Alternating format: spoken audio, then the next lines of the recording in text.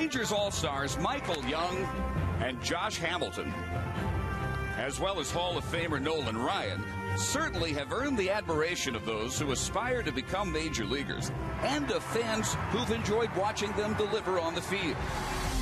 In everyday life, there are heroes who put their lives on the line on a daily basis, protecting our priceless freedom and democracy. This weekend, as we celebrate the birth of our nation, let us thank the military and the wounded soldiers from Fort Sill arriving here to enjoy tonight's game, who've served this country to safeguard all Americans. Thank you so much from me and my teammates for allowing us to do what we love to do. Thank you. Come home safe, come home soon. It's a salute to our heroes as the Rangers host the Marlins right now on Fox Sports Southwest.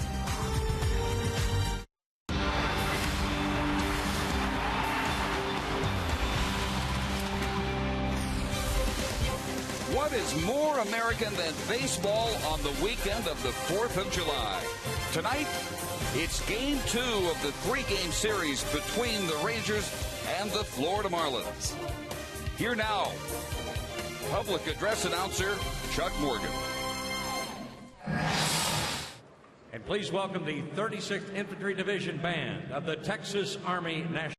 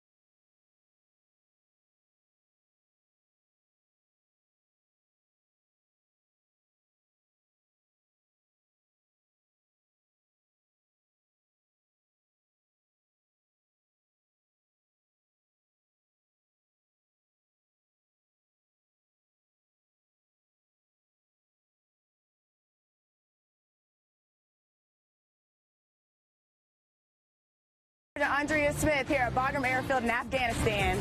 I'd like to say hey to my family back at Fort Hood, Texas. Hey, Mom, I love you. Happy 4th of July. I love you all and hope to see you real soon. Go Rangers! Texas Rangers baseball on Fox Sports Southwest is brought to you by your Texas Ford dealers. Check out the Ford F-150 and drive one. Ford is the best in Texas. By Jack in the Box. Jack's really big chicken sandwich combo is back for only $3.99. By Budweiser, great times are waiting, designated driver. And by Southwest Airlines, new Rapid Rewards, unlimited reward seats, and no blackout dates.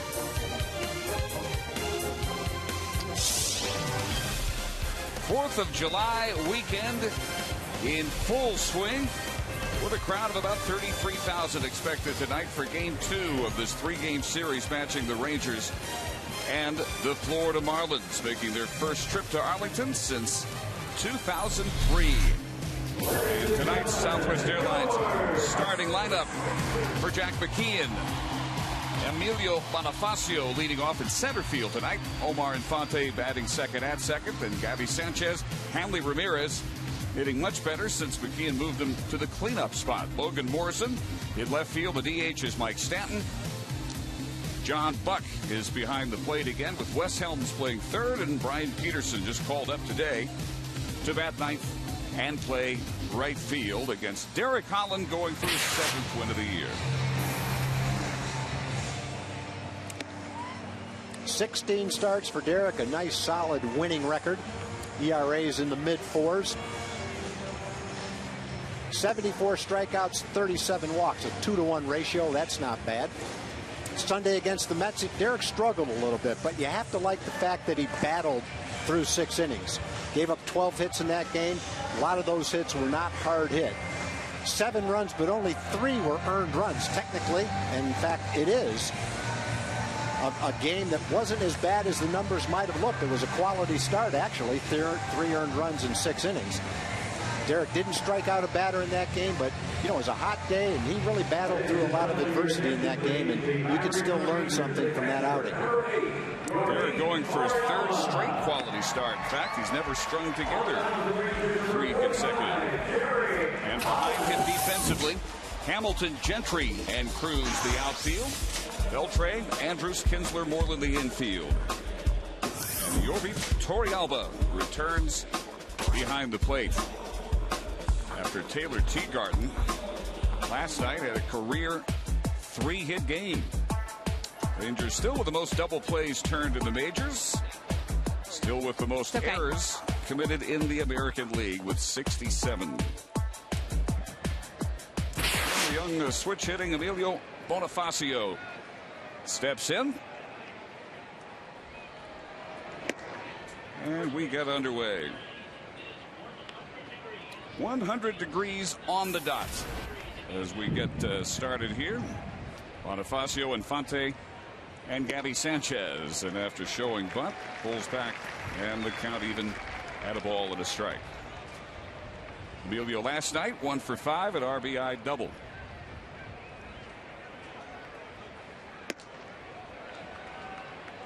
Joe West is the umpire behind the plate tonight. Lance Barrett is at first. Angel Hernandez at second. Angel Campos is at third.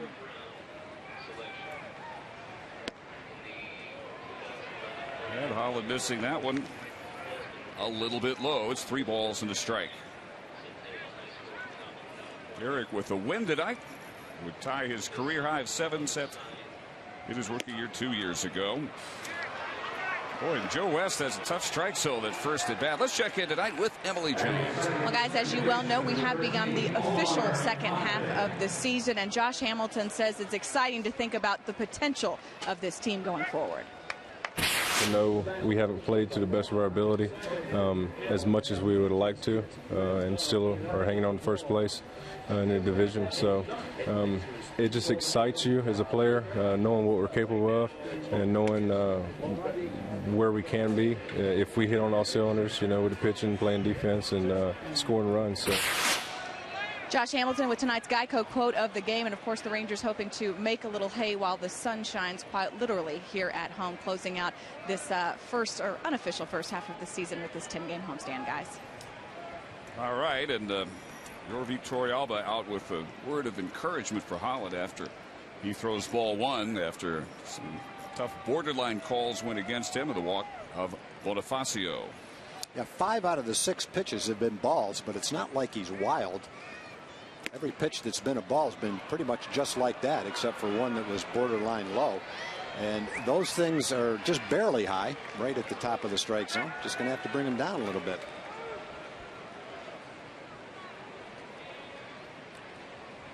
Omar Infante in the number 2 hole for the 51st time this year. He's a much better hitter lower in the lineup. When he's 7, 8, or 9, he's a 303 hitter. This spot he hits 243. All-star last year with the Braves, hitting .321. And that is in there for a strike. And Joe West, here's the mock cheer behind that call.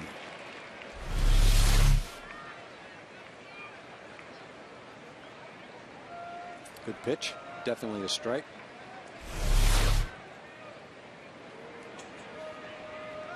Infante acquired last November in the Dan Uggla trade. You'd have to say both ends of that have been disappointing. Dan Uggla most of the year well below 200 with the Braves. He struck out 4 times yesterday. Thought he was getting hot when we were in Atlanta. Looked like he was starting to swing the bat pretty well. Infante about 70 points lower than last year. Not that the Marlins expected him to hit .320 again, but they thought somewhere in the 280s was reasonable. He's well below that. Yeah, he's been over 300 the last 2 years. So I think they definitely were looking for 280. And they might get it. Still halfway through the season. Got a chance to get hot. Good toss, fairly close over there. Bonifacio at first, tremendous speed. Marlins think he may be the fastest player in baseball, but still learning fundamentals, how to use that speed, how to use the green light on the base paths.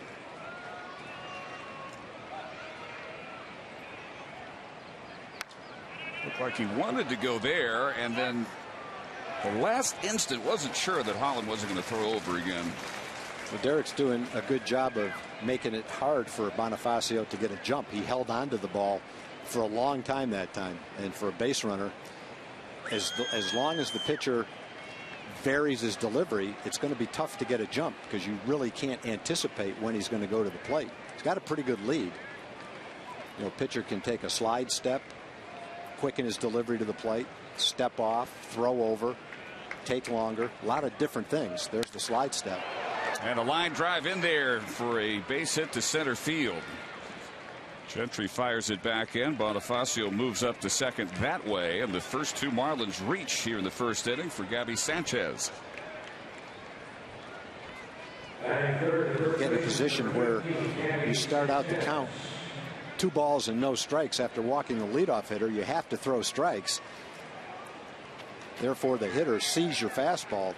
Infante saw the fastball 7 or 8 times in that at bat, fouled a couple of them off, and eventually was able to time one. You just play into the hitter's hands when you limit yourself to a fastball by being behind in the count. Well, here is Sanchez hitting .293. Overall, very impressive numbers. 13 homers, 45 runs batted in. But of late, he has been really down a dark hole with runners in scoring position.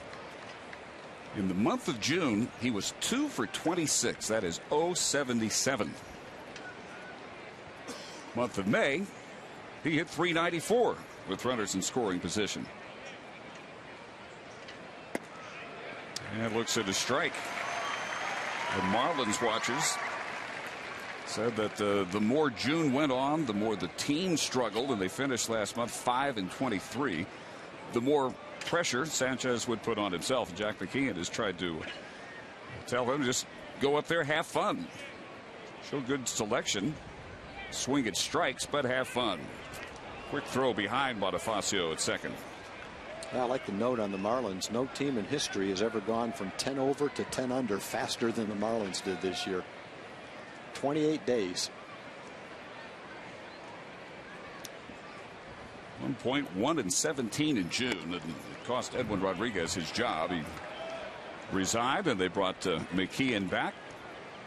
And is with them 03 through 05, and had the big year in 03, National League Manager of the Year for the World Series champions. Into the front office, he had been special assistant to the owner, Jeffrey Loria.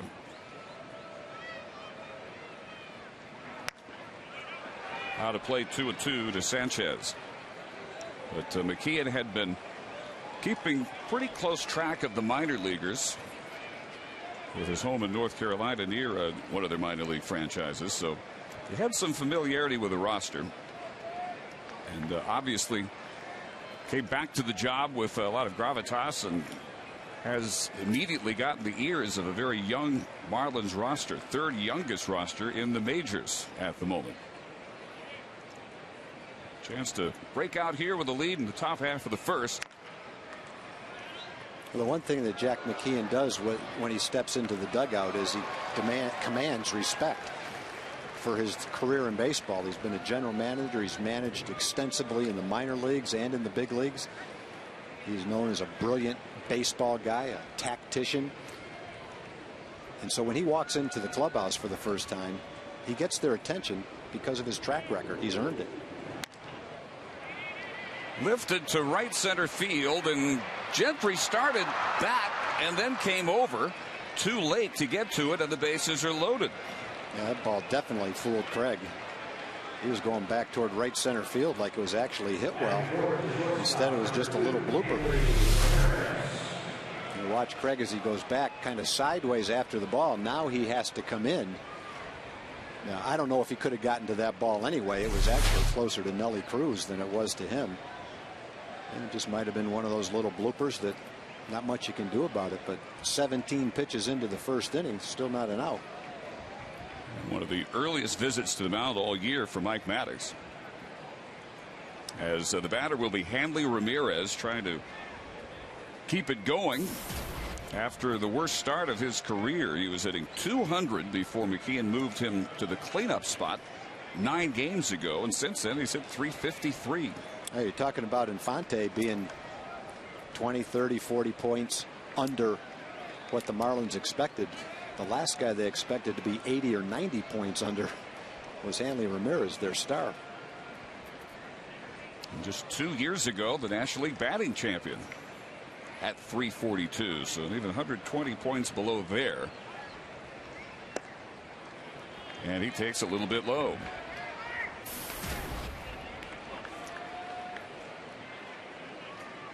Four career grand slams. Just his third at bat this year with the bases loaded.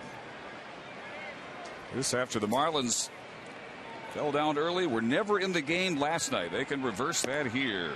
Strike down the middle at 95, and it's 1-1.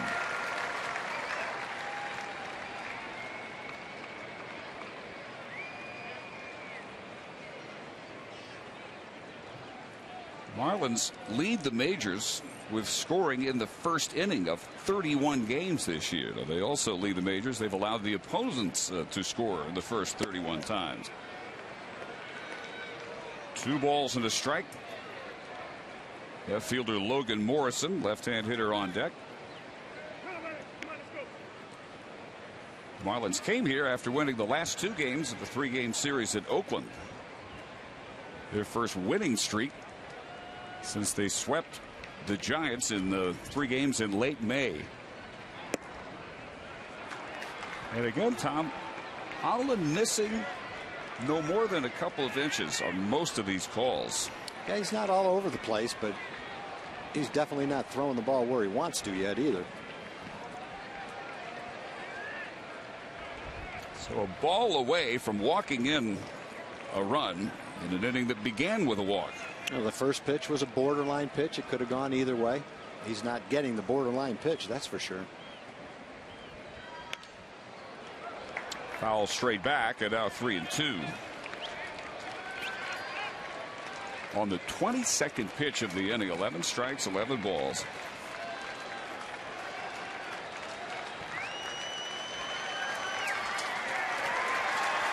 And Holland here's some encouragement.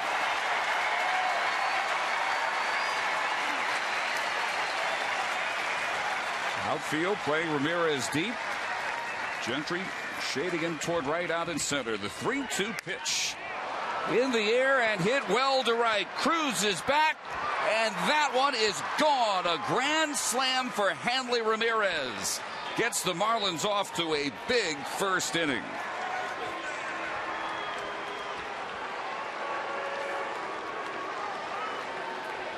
Home run number 6 out of the year for Ramirez. 4-0 Florida.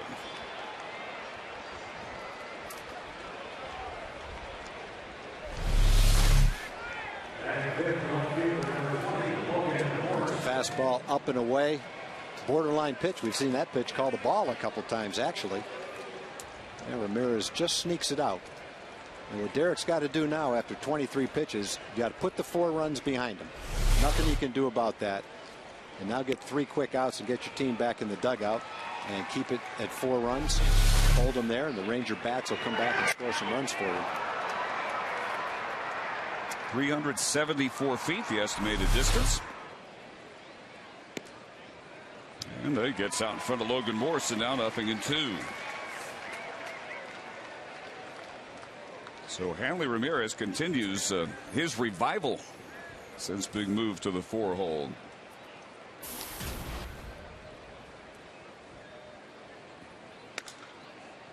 If you're able, if you're ahead in the count a little bit more, you can throw your other pitches. Just for 4 batters, Derek pretty much has been limited to his fastball because he's been behind in the count and he's needed to throw strikes. But you jump ahead of someone like Ramirez, you can shoot that slider down and in, try to get him to swing at a bad pitch. But he hasn't had that luxury because he hasn't been ahead in the count yet.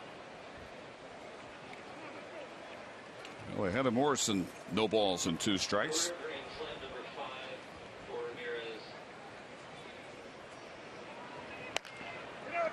And this should result in the first out of the game. It's Mitch Moreland handling it unassisted. You get ahead in the count, you use your curveball, and you get a weak ground ball for an out. So there's one. And now the DH, Mike Stanton. Stanton last night 1 for 4. Run batted in, like most of the Marlins. He was unable to do anything at all against Alexi Ogando until the 7th inning, and then they were able to put together some decent innings, chasing Ogando after 6 2/3.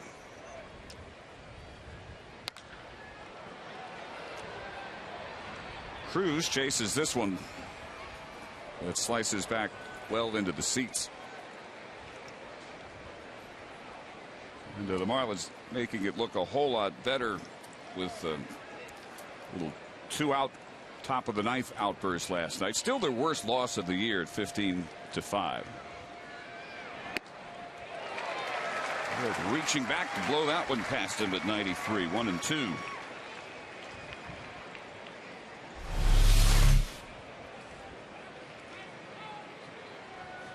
Well, while Stanton can launch a long home run, he's also a little bit prone to the strikeout. This will also end up in the seats. Pretty much the exact same pitch he swung and missed at the one before it. Stanton 7th in homers, but 4th in strikeouts with 85. I don't know if anybody's going to catch Drew Stubbs this year. And a swing and a miss. Had a good Holland curve for out number 2. The big difference between the last 2 hitters and the first 4 is he's jumped ahead in the count to where the hitter doesn't know what pitch might be coming and has been able to utilize his breaking ball. Last couple of outs have come with a nice curveball. Well, put the 4 runs behind you, Derek, and just come back and pitch well from here on out. Be shocked if the Ranger bats don't bail you right out of this quick. Yeah, this is anything but Florida putting anything away or out of reach after the Rangers' biggest scoring night of the year just 24 hours ago, the 15 runs. John Buck, another offensive disappointment, coming in at .216 on the year. mostly because of a poor month of May. Barely hit 200.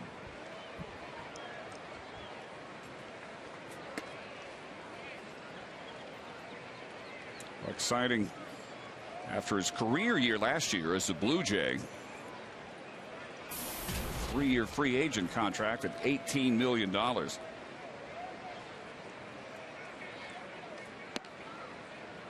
not getting much done on the road or at home this year. Last year with Toronto, 281, 20 homers, 66 runs batted in about 2/3 of the season, 118 games. Just inside for ball 4. Second walk of the inning for Holland.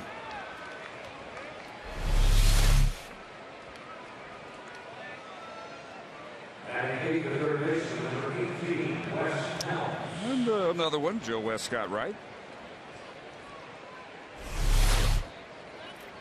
Holland definitely has seen enough of the strike zone tonight to know that he's got to get it completely within that tracking zone.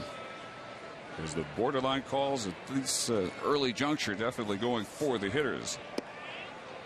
Strike one to Wes Helms, getting the start at third tonight. Yeah, the other side of it is every single hitter has been up there taking the first pitch. Not just taking it because it's been a ball. They would have taken it if it was a strike. You can tell by the way they've approached the swing. They're up there taking a pitch. And Derek has had a very difficult time throwing strike one. Boy, 39 pitches too, and you saw Tommy Hunter up in the bullpen. Tommy just activated yesterday.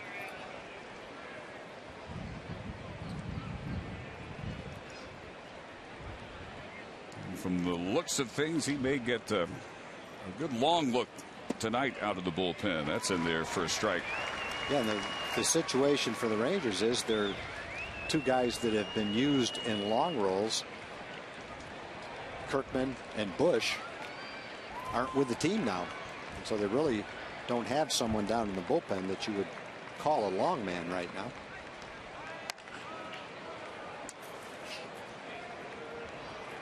Michael Kirkman, it was announced just before our first pitch, sent down as Darren O'Day has been activated. So the look of the Rangers bullpen could really be transformed just over these last 24 hours. The moves to get Hunter and O'Day back to help out that group, which has been pitching pretty short-handed most of the year. In on the fists. Helms keeps that one alive at a ball and 2 strikes. And Darren O'Day on the disabled list since April 27th with a torn labrum in his hip. If you see his numbers from last year in 72 games. Helms checks his swing. That's confirmed down at first by Lance Barrett. 2 balls and 2 strikes. So if O'Day can come back at anything close to his level of effectiveness last year, that's a huge boost potentially for the 7th or the 8th innings. And Tommy Hunter in his rehab outings at AAA Round Rock showing way more velocity than he has ever shown as a starter, getting up to 96, 97 miles per hour in his last outing there night before last.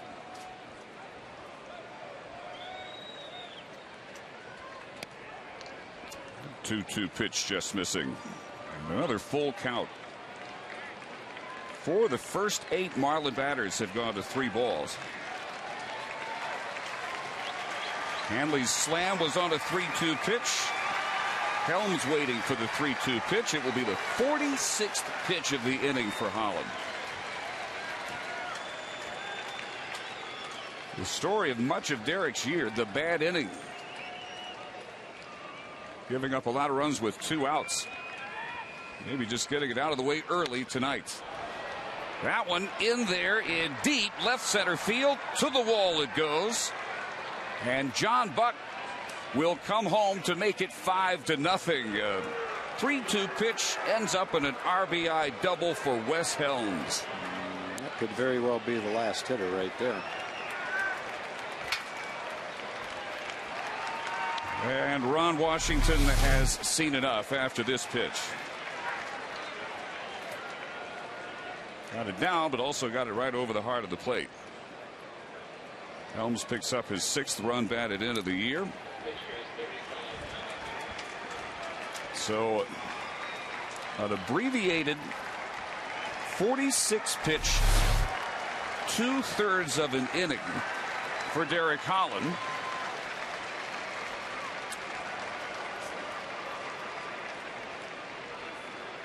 And Tommy Hunter will come in to make his first appearance of the 2011 season. But not before Ron Washington. Tom has a few points to make to Derek Holland. So a very rough outing for Derek is complete after just 2 outs. And when we come back, the 2011 debut of Tommy Hunter.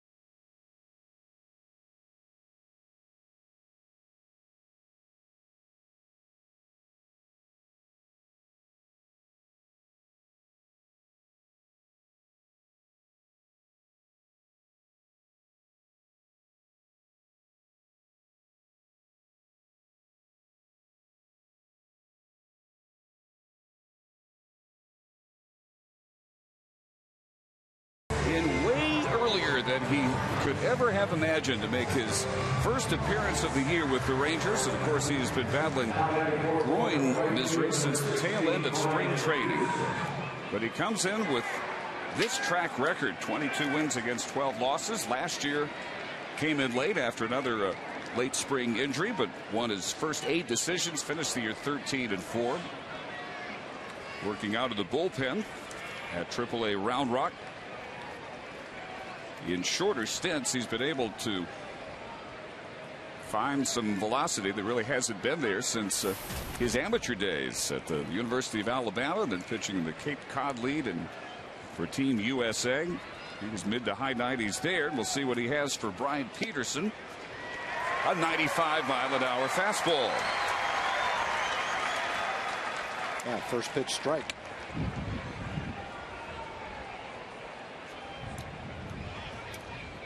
Tommy just off the DL yesterday. And at 96, he's out ahead, no balls and 2 strikes. He did say before the game that after throwing at 96, 97 night before last, he was feeling it. He was a little bit sore when he got up yesterday morning. Yesterday, a very long day. Got the word late on Thursday night that he would be called up, so got up early. Drove up I-35 to be in uniform for tomorrow night. 1-2 to Peterson. Himself just called up. Yeah, I think what the Rangers are hoping with Tommy is that he can become an alternative late in the ball game. Mark Lowe right now is an 8th inning, 7th and 8th inning guy, hard throwing right-hander. The hopes is that Tommy Hunter can be another one that you can use late in the ball game. The curveball right there that Peterson got a piece of. You know, if he can develop into that, and if Mark Lowe continues to show progress in that role, then maybe you don't have to give up a group of terrific young prospects to go out and make a trade for that guy. A lot of teams are looking for bullpen help. The teams that have it and are willing to trade it going to be in a pretty good situation.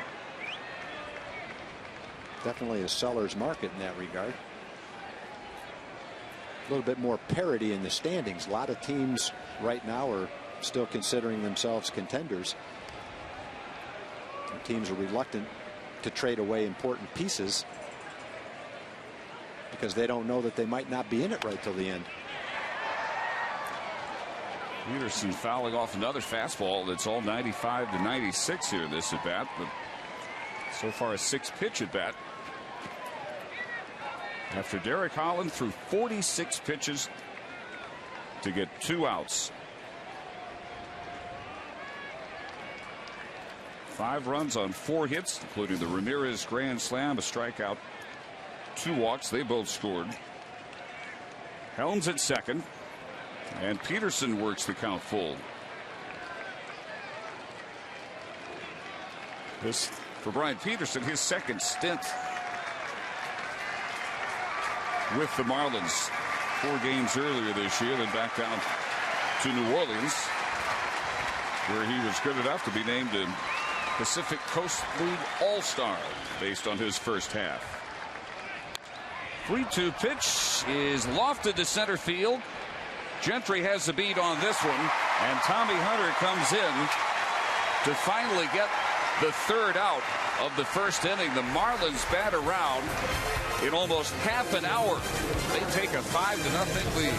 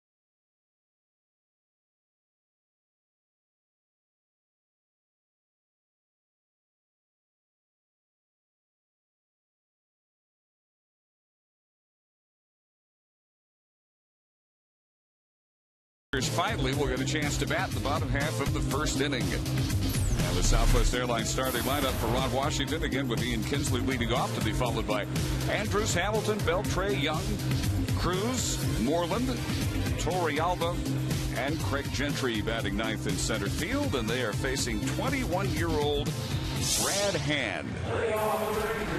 He's had 3 starts this year in the big leagues. One of them was a really good start. His first start, he only gave up 1 hit and 1 run in 6 innings. He was a 2nd-round pick in 2008. High school player from Minnesota. Got to the big leagues really quickly.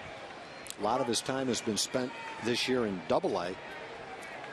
He was sent back to the big leagues after his 3rd major league start. And his last 2 starts in the minor leagues haven't really gone that well. He's given up 11 runs and 9 walks in 10 2/3 innings in his last 2 minor league starts. He pours in strike 1 to Ian Kinsler, who was 0 for 3 with a walk for the 2nd straight game last night. Well, having walked 9 in 10 2/3 in his last 2 starts, I think what the Rangers need to do is make sure they're patient and don't help him out. First 2 pitches in there. And 6'3", 220 pounds. He's throwing every pitch he has. Fastball, curveball, and changeup. First 3 pitches. Can throw his fastball with some good heavy sinking motion, power curve. They say one of the best in their organization, and Kinsler sends one right out to Ramirez. Defensively for Florida tonight, their outfield, Logan Morrison, Emilio Bonifacio, and Brian Peterson, with Helms at third, Ramirez, Infante, and Sanchez around the rest of the infield, and John Buck doing the catching. Here's Elvis, who scored 3 runs last night, tying the most for any Ranger this year on only 1 hit. Reached on a walk in the fielder's choice. And has been getting on base. 8 of his last 11 plate appearances he's done so.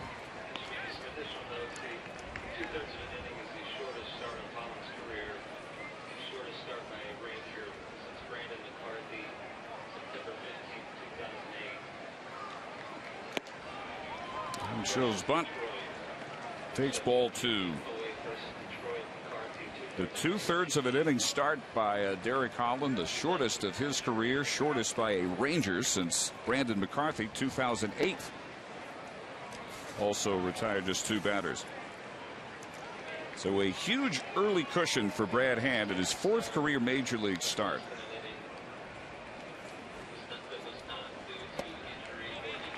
And 3 balls and a strike now to Elvis. Be patient right here. Make him throw you 2 straight strikes. Elvis is usually pretty good at that. Don't help him out. Ooh. That's one pitch that Joe West has been calling, that low inside strike to a right-hand hitter. Called it a couple of times to Marlin hitters, as a matter of fact. The way Buck catches this ball, it doesn't look like a strike. But according to the Fox tracks, it was. And that foul ball has Buck down on all 4s.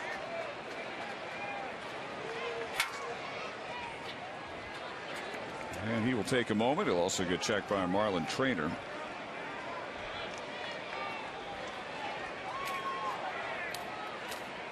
And when they're ready, it will be 3-2. Here's what happened to him. Ow, took that to bad spot.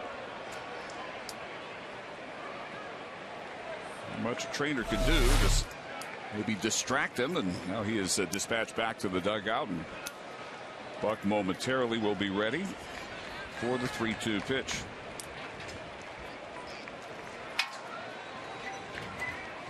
Five runs for Brad Hand, an embarrassment of riches after the Marlins scored just 2 total runs for him in his first 3 starts.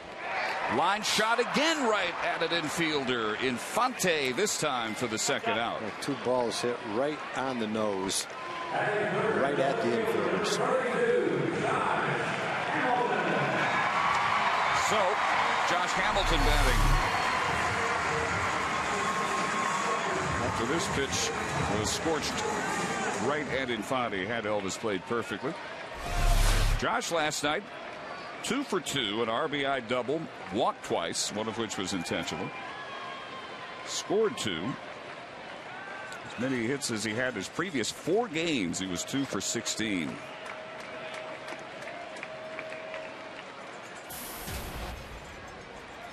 So the average started to creep back a little bit, back toward 300.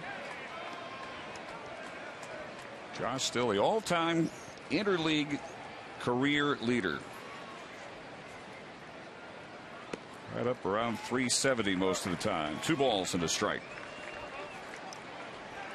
6 games against the Marlins. He's a .500 hitter, 12 for 24, including a home run. I'd expect the Hand to give him something to hit there at 2-0, but he fouls it off.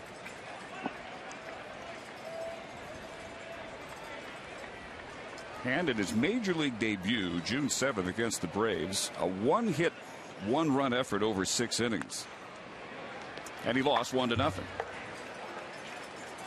Second player since 1900 to lose a major league debut of 6 or more innings, allowing only 1 base hit.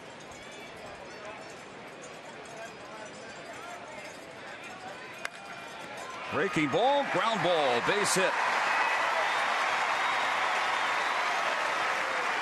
So Hamilton aboard with 2 outs in the first for Adrian Beltre. Tom, I think you know the other player had that line in his major league debut. 6 innings, 1 hit. Mike Thompson, Washington, 1971. Mike Thompson was a second or third round draft choice, if I remember right, out of Ponca City, Oklahoma. Probably back in, 1966, 7, right around in there. And he was a big, tall right-hander, had a great sinker. Didn't have a radar gun back then, but he was probably 93, 94 miles an hour. Kind of like Kevin Brown type pitcher. Zipped through the minor leagues, got to the Washington Senators quickly, had the game you're talking about, then never really put it together. But boy, he had a lot of talent. Beltre with a big cut, 1 ball and 1 strike.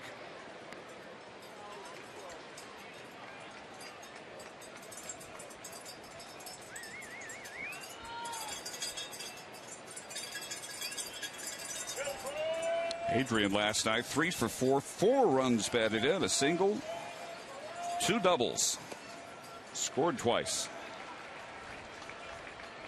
After a very frustrating 3 games in Houston in which he was 2 for 13. Made the last out of the inning in all 4 of his at-bats in the Thursday night loss.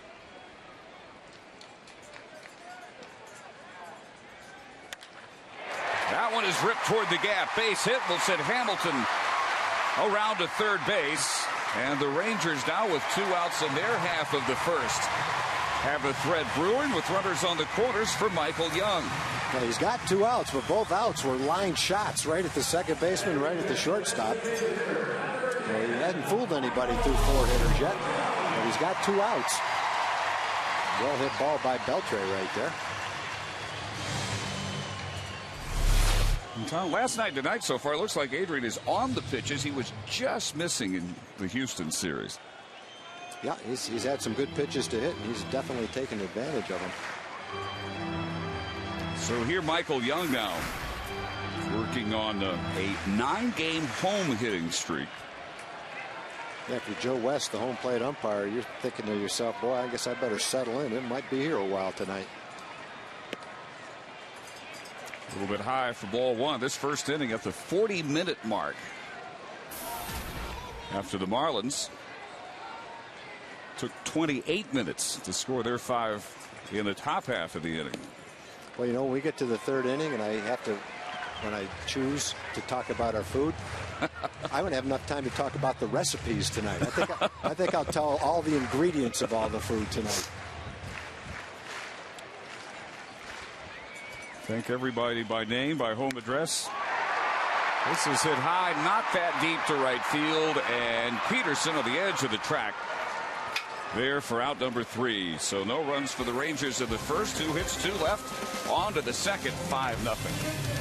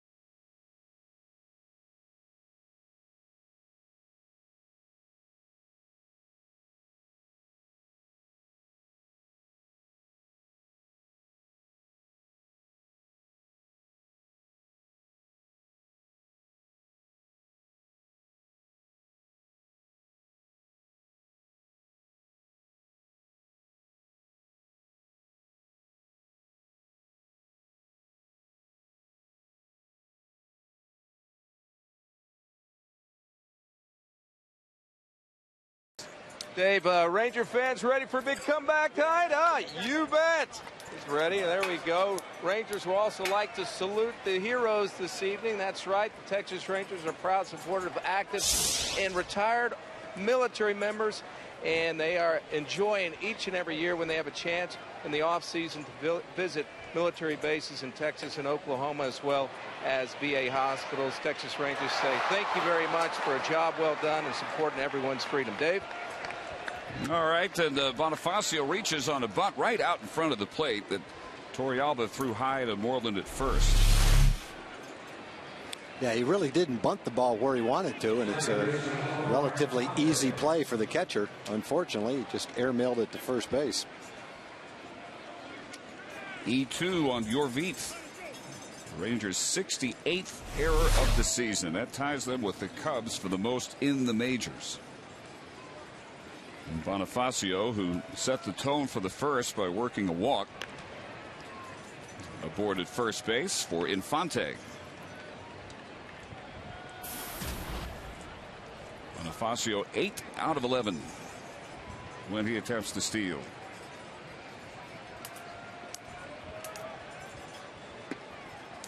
And Hunter misses high for ball one. Well, maybe Tommy's birthday weekend can go as well as Nelson Cruz's has so far. Nelson last night, as he turned 31, equaled his career high with 6 runs batted in, 3-run homer, 3-run triple. Tommy will turn 25 tomorrow. There goes Bonifacio, and the throw late, and it gets through Andrus, and that will allow him to move up to third. Another error on Torrealba. Stolen base, number 9 for Bonifacio. And E2. Big lead, good jump. Stolen base right through the wickets. He slipped. You could see Torrealba slip when he threw that. Caused him to pull it toward shortstop, bounce it. Elvis wasn't able to block it. Goes through his legs for an error. These are the 5th and 6th errors this season charged to Torrealba. So a very bad first inning. The second's not starting any better at all. 3 balls and no strikes to Infante. The Rangers playing the infield up, and he takes that one in there for a strike. It's got a chance to be one of those games where you see about 5 or 6 guys out of the bullpen tonight.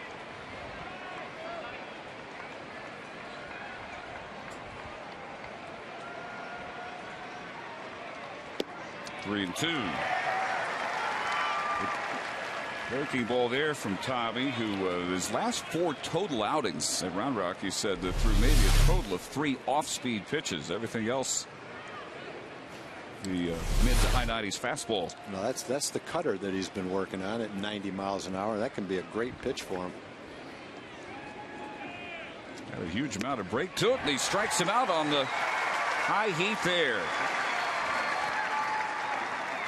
So there's the first out of the inning. And we'll bring up Gabby Sanchez. I think that was also a cutter. I think it didn't have the same break to it, but it proved to be an effective pitch. The cutter will be 89, 90 miles an hour, sometimes 91 miles an hour. Essentially a fastball that you cut to make move a little bit. Sanchez. The idea of the cutter is to keep the hitter from hitting it on the good part of the bat. Throw it to a left-hand hitter, you're trying to get it on the handle a little bit. To a right-hand hitter toward the end of the bat, just so he can't hit the ball off the sweet spot of the bat. Sanchez a single and a run on the Ramirez slam in the first. Very high toward the line is Cruz, and just does run out of the room. Now, Tommy has been used in short relief outings in the minors. Should he almost consider this a start at this point? Should that be his approach? Pretty much. I think he has to look at it that way. There's really not another long guy in the bullpen. Tadayama pitched last night. He could give you a couple of innings. And, you know, the rest of the guys could pitch an inning, 2/3 or 2 innings, but there's really not a long man down there. And even though Tommy has pitched in shorter stints lately, he's been stretched out as a starter before that. So I think he's got to be looking at this, that he's going to pitch as long as his stamina holds up. You know, that's why it's important for him to throw a lot of strikes, have some quick outs, have some quick innings. You know, so hopefully he can pitch 3, 4, maybe 5 innings in the game. And eventually, when things settle down, he may develop into a late inning bullpen guy, but that's not his, you're right, that's not his role tonight. He's been going all out on each batter because he's only going to face him once. Whereas as a starter, he says first time through, job is to get him out on fastballs. Second and third times around show his extra pitches. Just missed with that slider. You see the difference between his slider and the cutter. It's about 8 or 9 miles an hour. And the slider breaks a little bit more, goes down a little bit more, almost like a hard curveball. Didn't quite get the ball on the outside corner. This one very high, medium deep center field. Gentry's got a good arm. Here comes the runner home, and Bonifacio makes it 6-0. That's a good throw too. Bonifacio, as you've said, is one of the faster guys in the National League. And Craig made it a relatively close play. Nice strong throw home. He's got, I think almost any runner at third is going to get the call to tag up and try to score on this play because it's relatively deep. But there's a lot of runners that would have been out on that throw, even though it was up the line a little bit. Unfortunately, Bonifacio is not one of them. So an unearned run, 6-0. And here is Ramirez, who on a 3-2 pitch sent one 374 feet for a grand slam home run, his 6th home run of the year.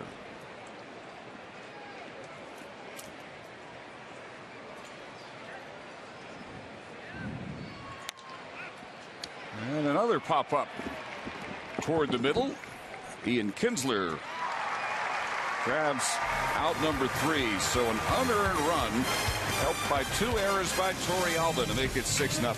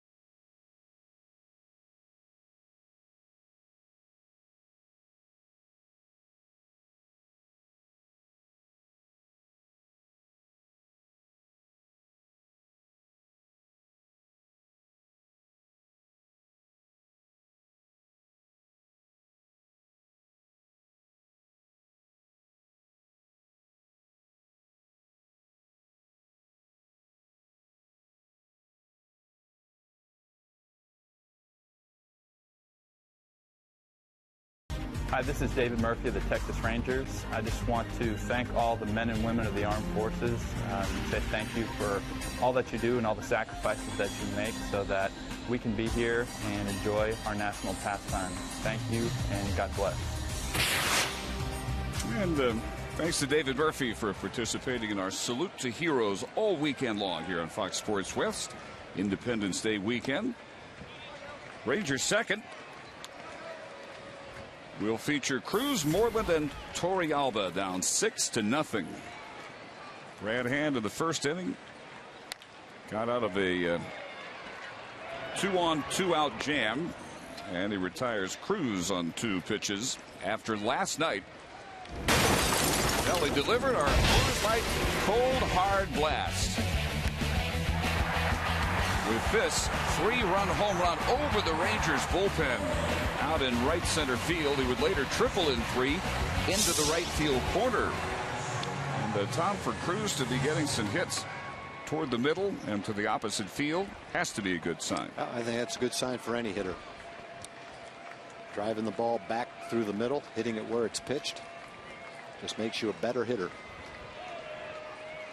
Moreland last night 0 for 4, hit some towering fly balls that he just got under a little bit out to center and right center field. Sends that one foul the opposite way. Ball and a strike. It's on a little bit of a downswing. The average down from 299 to 282. Over his last 9 games, he's 5 for 30. Most of the hits, though, have left the yard as the curve stays high. 2-1.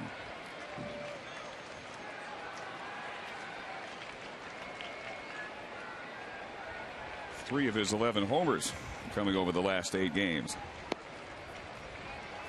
And 3 balls and a strike. And out there to throw strikes, get quick outs as he did against Cruz. But coming in, 9 walks in 15 2/3. Ground ball. Infante goes to the deck to his left. Join the Rangers on a VIP road trip to Boston Labor Day weekend. Enjoy great seats, a VIP tour of Fenway Park, including the chance to get behind the Green Monster, hotel accommodations, and the opportunity to meet a current Rangers player. For more information, visit texasrangers.com/road trips. That would be a memorable opportunity indeed out in Boston and Fenway Park. If you like baseball history and you want to watch the Rangers on the road, you can't go to a better park than Fenway. That would be my first choice. It's one of the very few ways to even get tickets to a game at Fenway Park. Well, Torey Alba, no doubt thinking about how he can make up for his top half of the second inning when he committed back-to-back throwing errors, enabling Bonifacio to score their 6th run.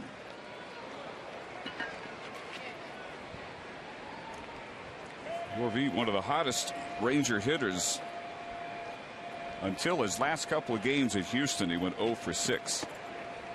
So that dropped him down for the month of June to 12th in the American League. Still an outstanding month. He had 338.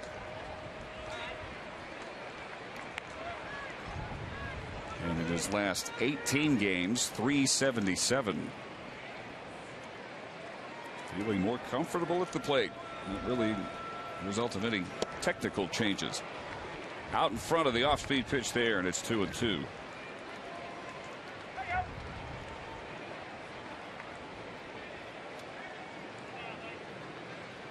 Brad Hand, great all-around athlete at Chaska High School in Minnesota. Their Gatorade Baseball Player of the Year. High, but not that deep, out to center field, and Bonifacio is there to end a 1-2-3 inning. Just what Brad Hand was looking for with a 6-0 lead.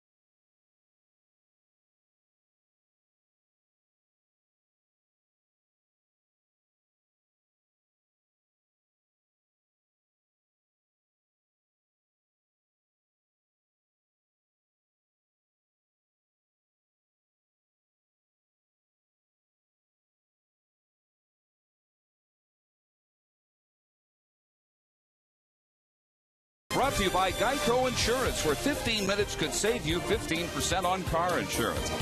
And by AT&T, rethink possible. Taking us a while, we get to inning number 3, about an hour into this game. Dave Barnett along with Tom Grieve. 6-0 Marlins. They chased Derek Holland with a 5-run first. He left after 46 pitches, getting just 2 outs. Tommy Hunter has retired 4 of the first 5 batters he has faced. Gave up an unearned run in the second. Logan Morrison was the first out of the game, grounding to first. Immediately following the Hanley Ramirez grand slam.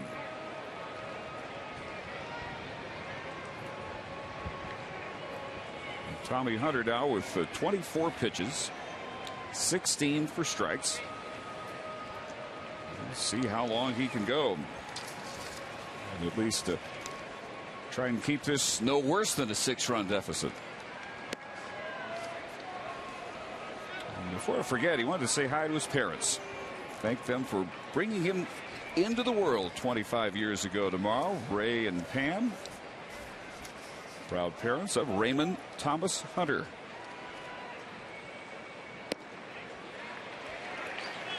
Good pitch there to get to 2-2.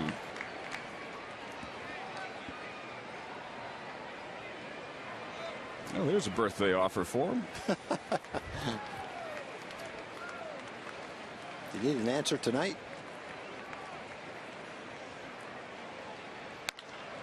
Ripped over Moreland and into the right field corner, and that'll be extra bases for Logan Morrison. A leadoff double. Oh, nice swing by Morrison right there at that inside fastball. Quick bat. And let's check in with Emily Jones. Well, you guys were talking about Tommy Hunter's increased velocity that he displayed in AAA round walk. His eyes lit up when I asked him about lighting up the radar gun in AAA. Hopefully it's not a one-time thing. Hopefully it happens time and time again. But it's gonna take work. I got to get used to it. And the only way you can is to go through it. So the more I get out there, the more I can try to help this ball club. And obviously, Tommy's still adjusting to exactly what his role will be on this club. He thought he was going to be in short relief situations. Obviously, today's situation called for a bit of a different circumstance for Tommy to pitch into tonight, but seems to be settling in pretty nicely, guys. I just gave up his first base hit. And that's in there for a strike to Stanton. 1-1. Stanton struck out for the second and final out recorded by Holland his first time up.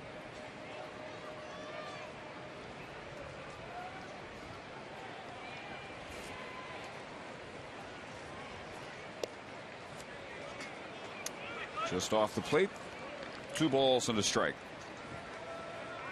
Stanton's second round pick out of Notre Dame High School in Southern California, 2007. Is a tremendous all-around athlete. Right back to Hunter, and he looks to get the lead man Morrison in a rundown. Beltre chases him toward Andrews, and Elvis will make the tag for the out as Stanton makes second base. Yeah, that's a bad rundown. Anytime you get a guy in a rundown and the batter gets to second base, you haven't executed the rundown properly. I think all the fielders threw the ball a little bit too soon. And Elvis ends up running him down toward third base. Tommy gets rid of the ball too quickly, number one. Elvis is not moving toward the runner when he gets the ball from Adrian. He has to run all the way to third base, and now the runner ends up on second. Run him. Elvis start moving a little bit toward the runner right here, and then he can make the tag. Now he's got to chase the runner. While he's chasing the runner, the batter goes to second base. Now you're not in play for a double play right now. So you get the rundown, but not quick enough. 1-5-6 to retire Morrison. Stanton, the 2-base fielder's choice. So Elvis basically should have been narrowing the gap before he came in to get that throw. As Adrian starts running toward him, kind of his cue to throw the ball is Elvis comes toward the runner. He gets the ball, and then you can make the tag quickly. But ideally, you make the tag going towards second base so that the hitter can't get to second base. You run him toward third, and he just trots right into second base. Now, do you want Hunter to run right at Morrison? Absolutely. Absolutely. You run right at him, make him commit. Technically, you run at him, so you kind of herd him back towards second base. You keep running, one throw, tag, and he's out. That's ideally the best way to do it. I think right off the bat, Tommy threw the ball too quickly. 2 balls to the strike to Buck. Is that the kind of thing that's covered in pitchers' fielding practice? Yeah. In the spring. Oh yeah, you work on rundown plays, but you still have to execute.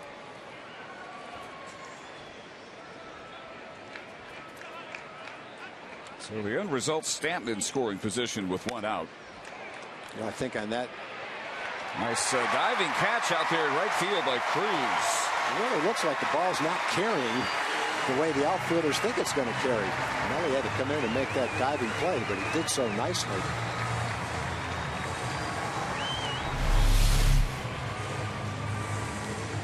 And it jams him a little bit.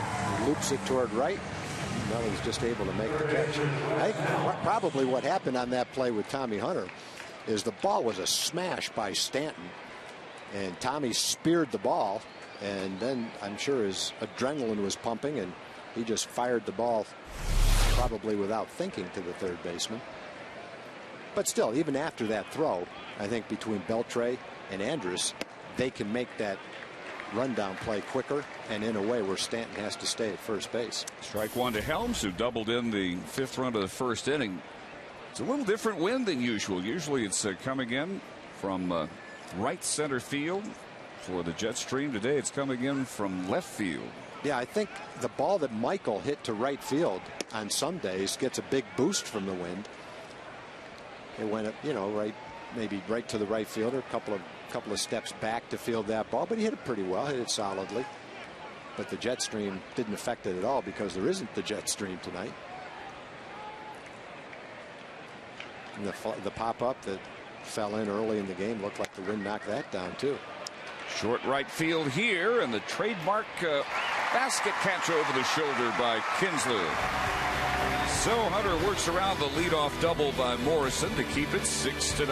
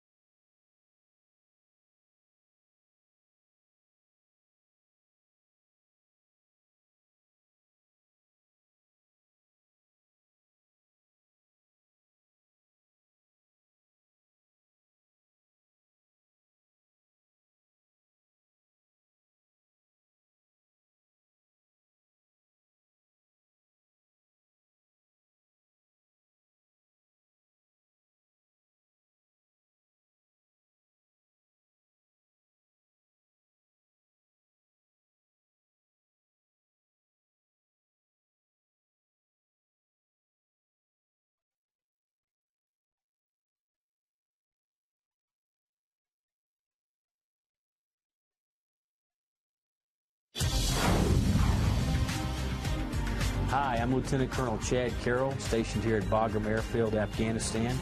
I'd like to wish all my family and friends from Cleburne, Texas, a happy 4th of July and wish the Rangers continued success this season. Go Rangers!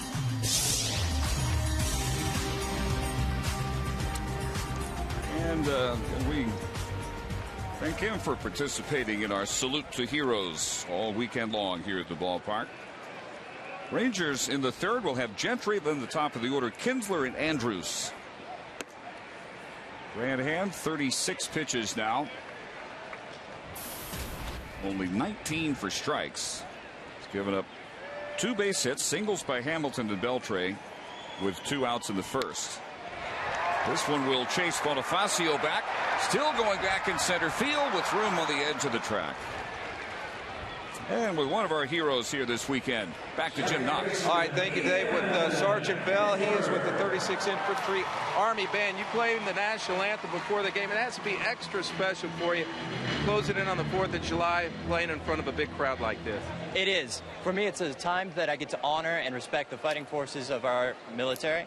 And to me, it's just wonderful to be in front of a large crowd so that they can be part of what this unit is. All right, now tomorrow you have another performance. Where's that going to be? It will be at Dallas Arboretum at 2 o'clock in the afternoon. There we go. Well, continued success. Thank you for everything you do. Appreciate it, Dave. Yeah, they did a tremendous job in the national anthem tonight. Thanks for that. Here's Kinsler, 0-1. Dave, I want to thank the Berger family of Fort Worth and their guest from Olympia, Washington, for the lemon squares that they sent up. They're out here at the ballpark tonight. And also the McLeans, Carol and Darrell from Groesbeck. They sent up a great batch of chocolate chip cookies. So thank you both for the sweets. You keeping those recipes handy just in case? I got the recipes. And also for the people that hate it when we talk about food, there's your 20 seconds. Take a deep breath. It's over. Back to the ball game. You didn't miss anything. Deep to left on a 3-1 pitch and out of here. Another home run for Ian Kinsler. What a week. Going deep for Ian. Well, he hit the ball hard the first time up, too. He hit a curveball the first time up. Line shot to shortstop. The Rangers actually, one time through the lineup, had 4 balls right on the nose that were caught for outs. Second time through the lineup, the only one that could catch that was one of the fans. Number 12 of the year for Kinsler.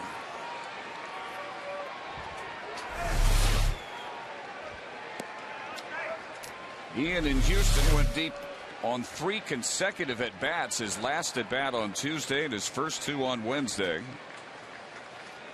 That one landing just over the railing. And the Rangers are on the board. And it's 2-0 on Elvis.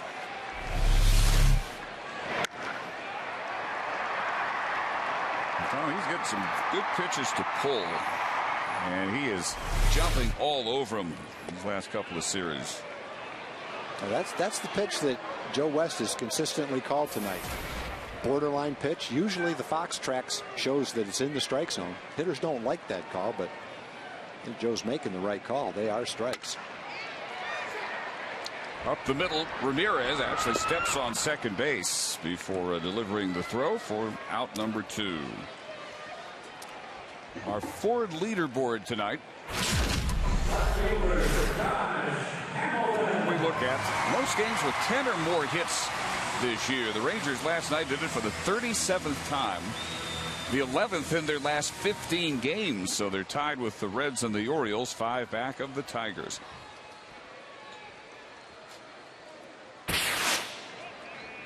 Josh Hamilton singled in his first trip. He sends this one deep to right and out of here.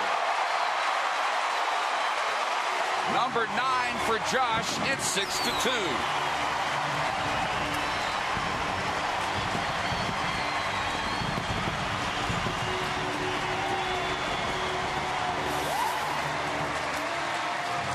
So there's a start on a comeback.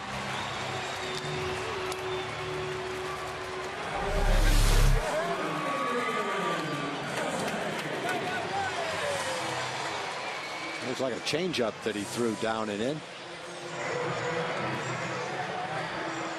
Didn't fool Josh, though. Only question, how deep would it go? About halfway back in the seats on the lower level out there. So Kinsler hits his 12th, Josh his 9th. And it's a 4-run game. or Adrian Beltre, who singled his first trip.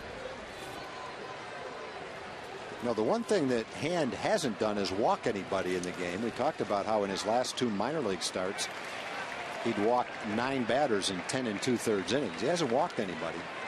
The Rangers have hit the ball pretty hard through 2 outs in the 3rd inning.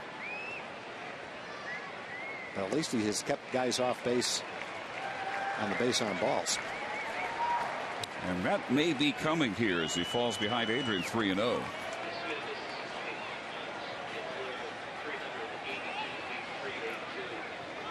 There it is. 4-pitch walk.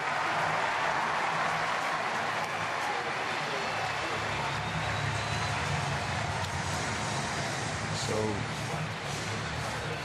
an opportunity here for Michael Young, who hit it well his first time up, flied out to right with Hamilton at third, Beltre at first to end the 1st inning. And Randy St. Clair, the Marlins pitching coach, will go out and talk to Brad Hand before this at bat. So Michael again will come up with 2 outs. The Kinsler home run, 382 feet. Jack McKeon's getting the bullpen going quick. They haven't been winning too many games in the last month. He's got 6 runs on the board early, and what he's saying is, I want the kid to get his chance, but at the same time, I don't want to blow these 6 runs we got early in the ball game either. So Steve Cishek begins to throw out there. Marlins have a pretty good bullpen. They've got some names you might not have heard of, but most of them are throwing the ball pretty well this year. On the Hamilton home run, 395 feet. Marlins are down 1 arm in the bullpen from last night. Ryan Webb on the DL with shoulder irritation.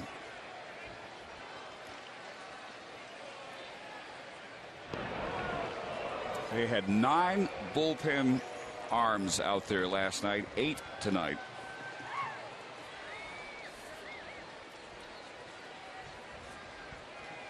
And trying to get through the 3rd. This will be his 53rd pitch of the night. Evenly split, 26 balls, 26 strikes. Just misses there, and it's 1-1.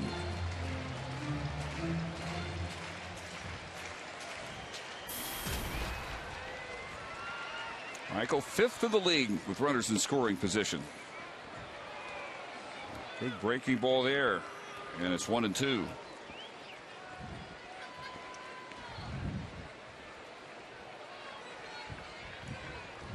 And finally getting some runs after he got only 2 total in his first 3 starts. Now trying not to give all of them back.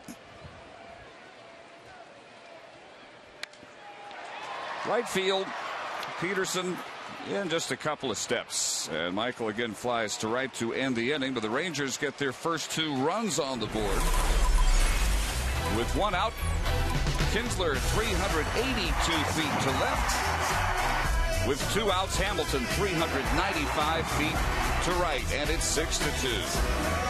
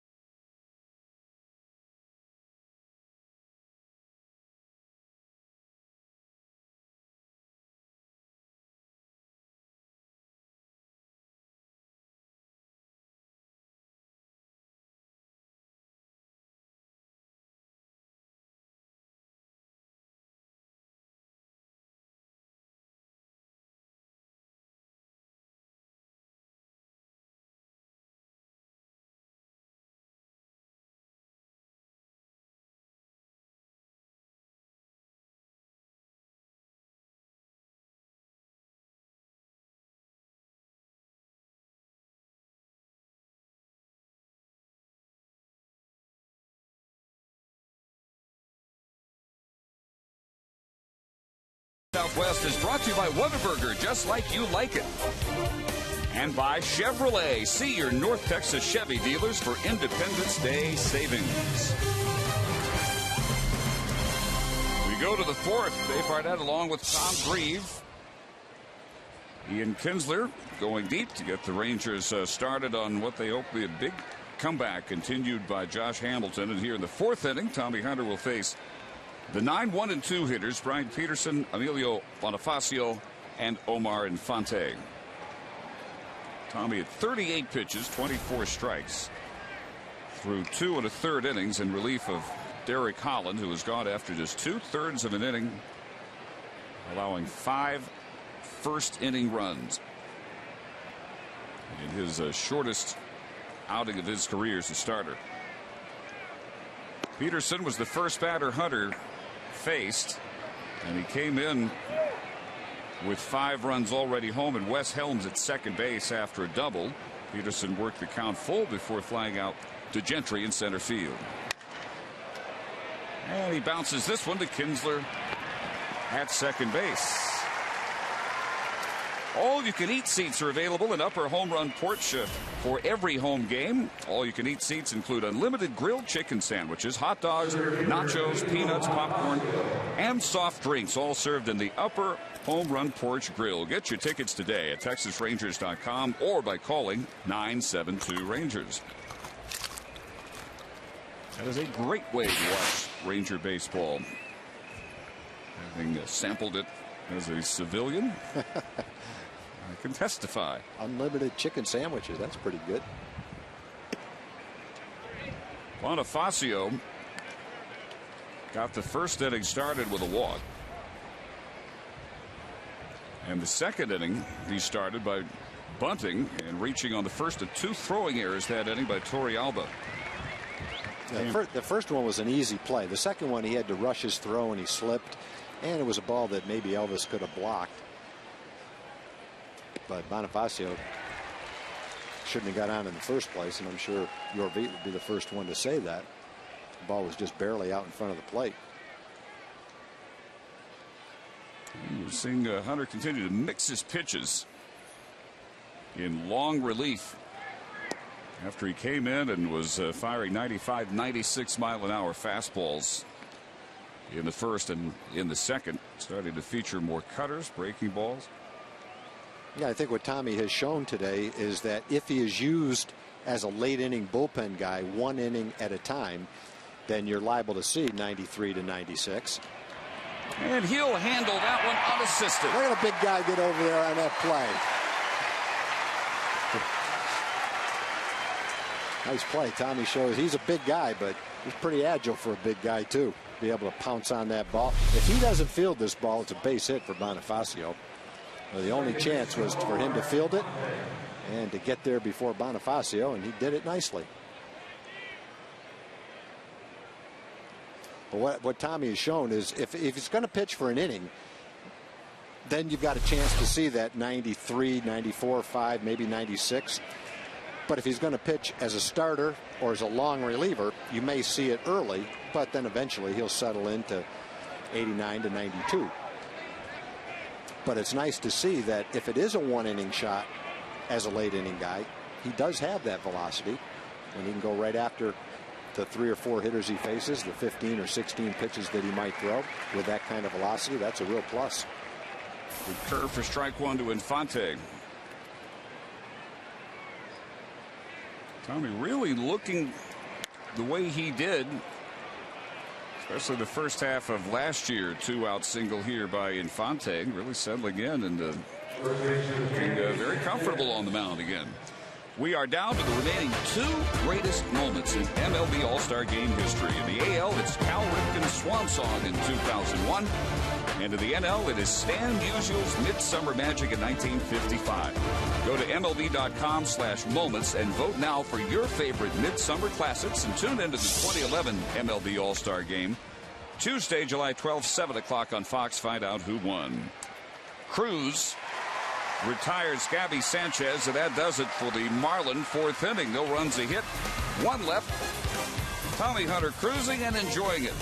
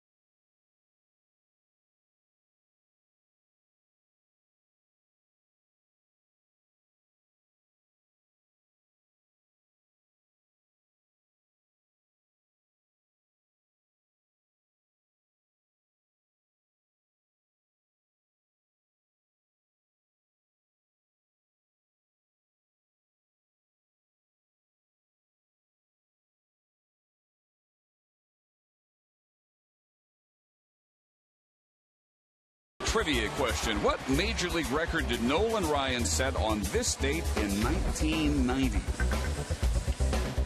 Nolan would remember. Can you come up with it?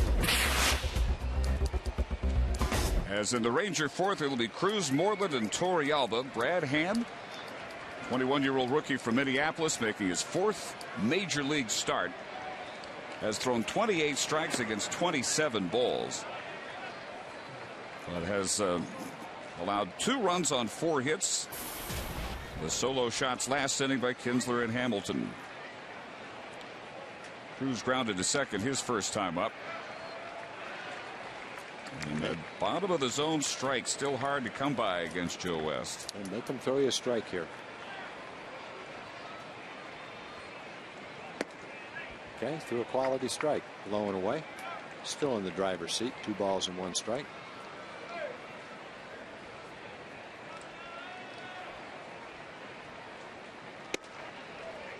It's inside there, 3-1.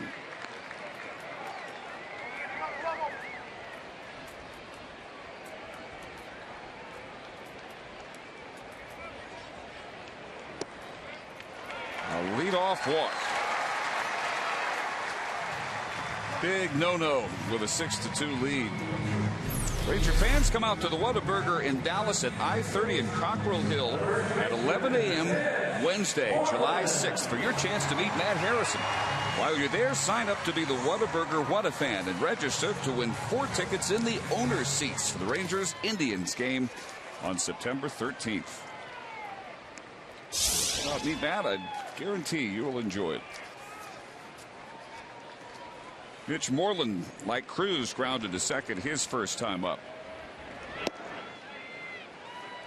And he gets Hand to throw him strike 1. Brad Hand, a second-round pick out of Chaska High School, Minnesota, 2008. He was a star there in football, hockey, and as a first baseman on the baseball team. Signed with the Marlins instead of playing at Arizona State.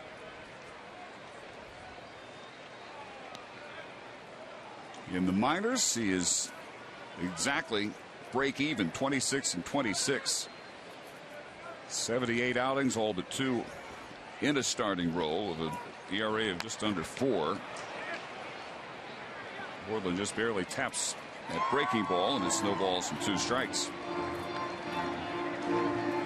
With Jacksonville, he was 7-2 before being called up. And the club there won 10 consecutive starts by Brad Hand before last Monday when they lost to Charlotte 7-2. And that, for Hand, snapped a career best 7-game winning streak in the minors.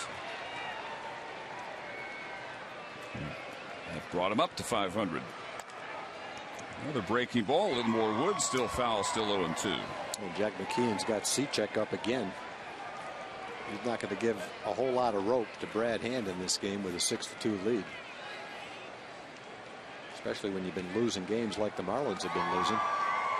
Going to use the bullpen as long as he has to tonight to try to maintain the lead. If the Rangers make it close, the recent history says the Marlins will find a way to lose.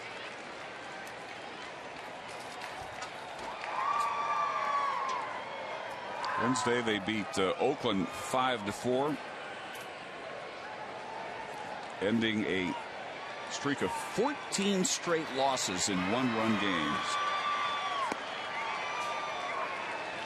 which takes that one a little bit inside. 2-2. Marlins' first 2 months of the season doing just fine, and then they ran into June and things started to go haywire, and then they just completely fell in on themselves, losing 17 of 18 at one point, leading to the resignation of Edwin Rodriguez, bringing on the second Jack McKeon era. It's funny how they could go 10 or 12 games over the first 2 months of the year, then lose 17 out of 18. The manager all of a sudden got dumb in 3 weeks after a 2-month good start, but that's the way baseball works.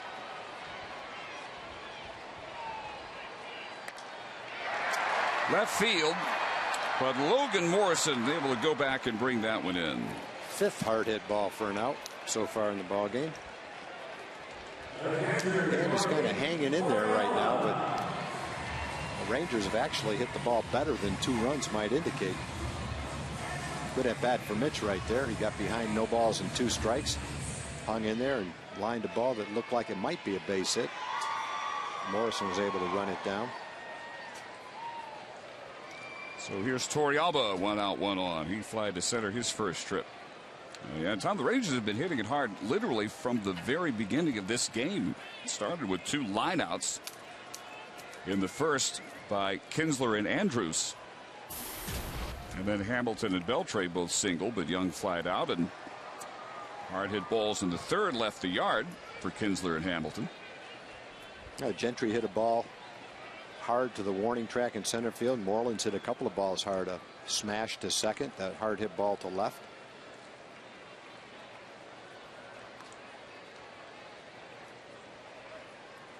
So many times you hear managers talk about how a team will get down early and then everybody tries to hit an 8-run home run. Yeah, exactly. And you're right. That hasn't happened today. I think the Rangers have been patient. You do see that a lot. Each guy thinks that they're the one that has to do it.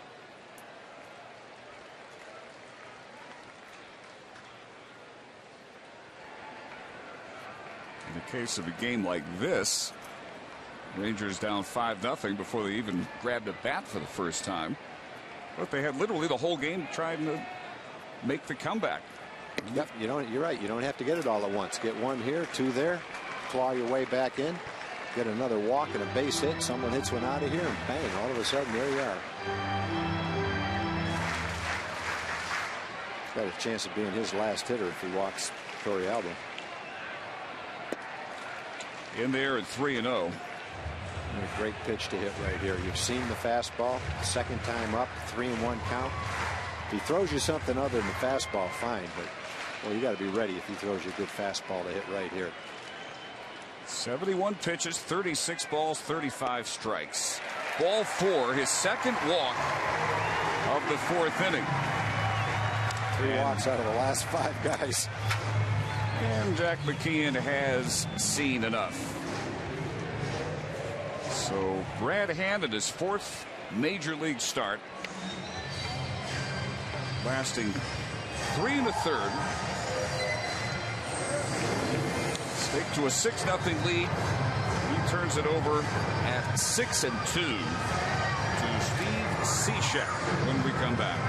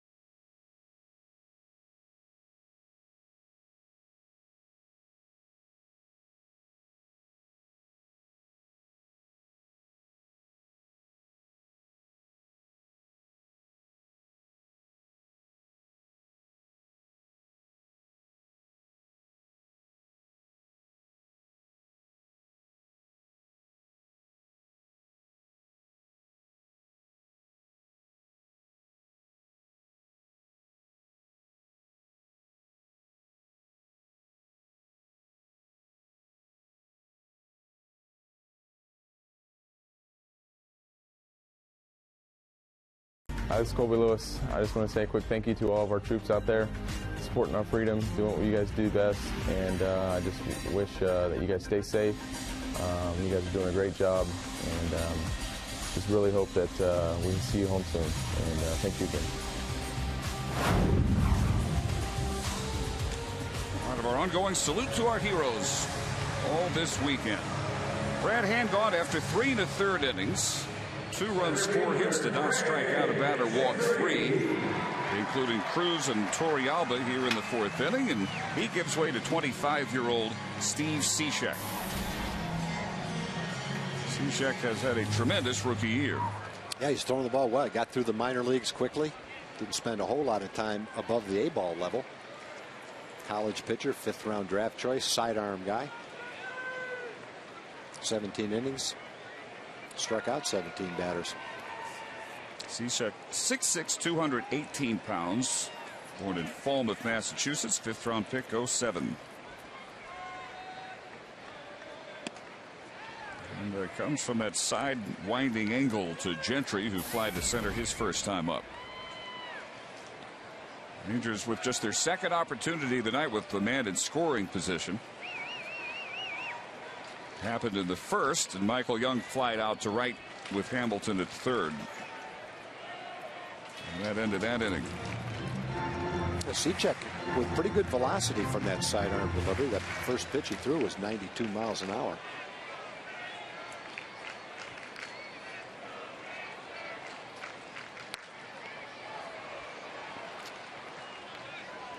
Nothing and 2 now to Craig. Cishek established a club record for consecutive scoreless innings to begin a career 16 innings until June 17th. Gave up a couple runs to Tampa Bay.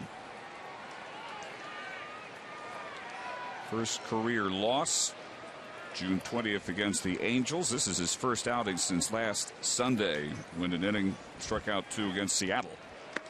And he climbs the ladder and gets Gentry on 3 pitches. Here's tonight's Coors Light Freeze Cam. On the Rangers' 2 third-inning home runs. Kinsler sending that one into the left field seats. Hamilton going right field on the first pitch of his 2nd at bat against Brad Hand. 395 feet. Tonight's Coors Light Freeze Cam. So here's Kinsler, who's hit it hard both times. He began the game by lining out right at the shortstop Ramirez. 1 out in the 3rd. He hit that 3-1 pitch, 382 feet for his 12th home run of the year. Yeah, looks at strike 1. 3 and 4 of his 12 home runs this week.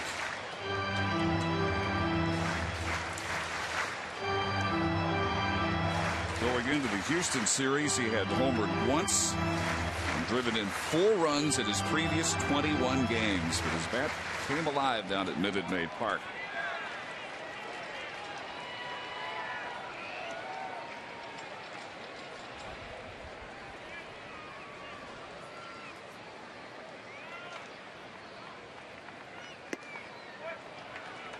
One ball, 1 strike. Ian started to hit on the road. Put together a nice road streak. Got the average for the year up to 176. At home, 303 average. That was before tonight.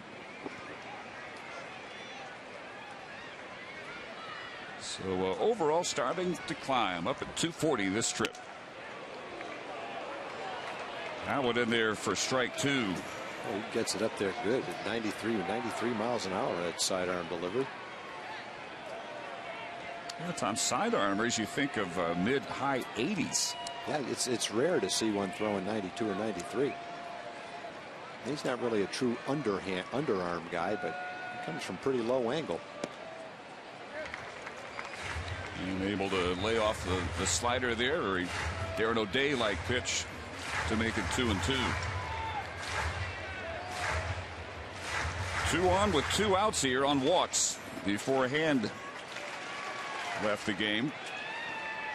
He got Moreland to fly out. Cishek with the strikeout of Gentry for the 2nd out, and now a strike away from getting through it unscathed.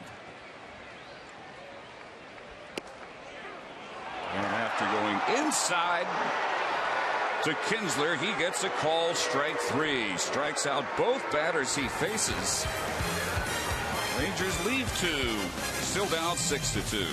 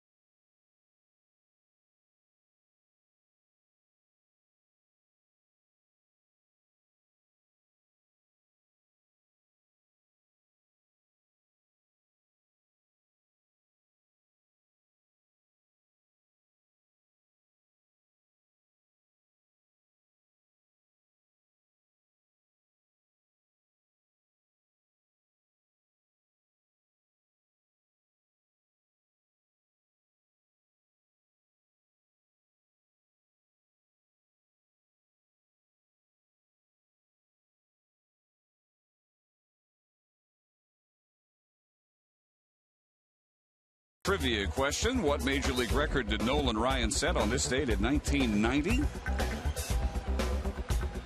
That would be most seasons with 100 or more strikeouts. His 22nd such season that year.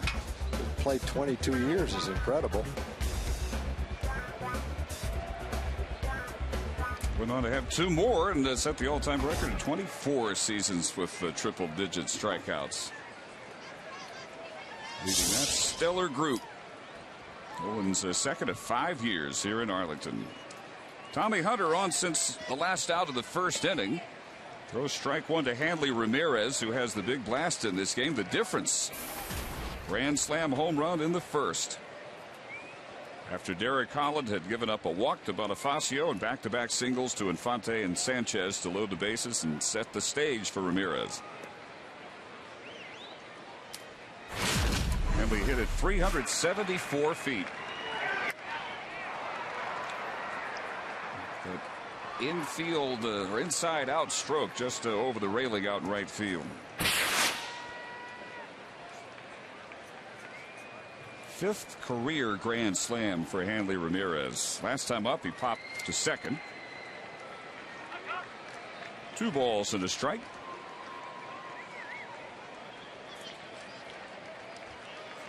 Tommy Hunter gave up an unearned run in the second. Got around a leadoff double in the third and a 2-out single by Infante in the fourth. His 52nd pitch off his glove, but directly out to Kinsler. 1-4-3 to retire Hanley Ramirez. As we welcome Steve Busby. Gentlemen, how are you? We're nice good. To see you. Nice to see you.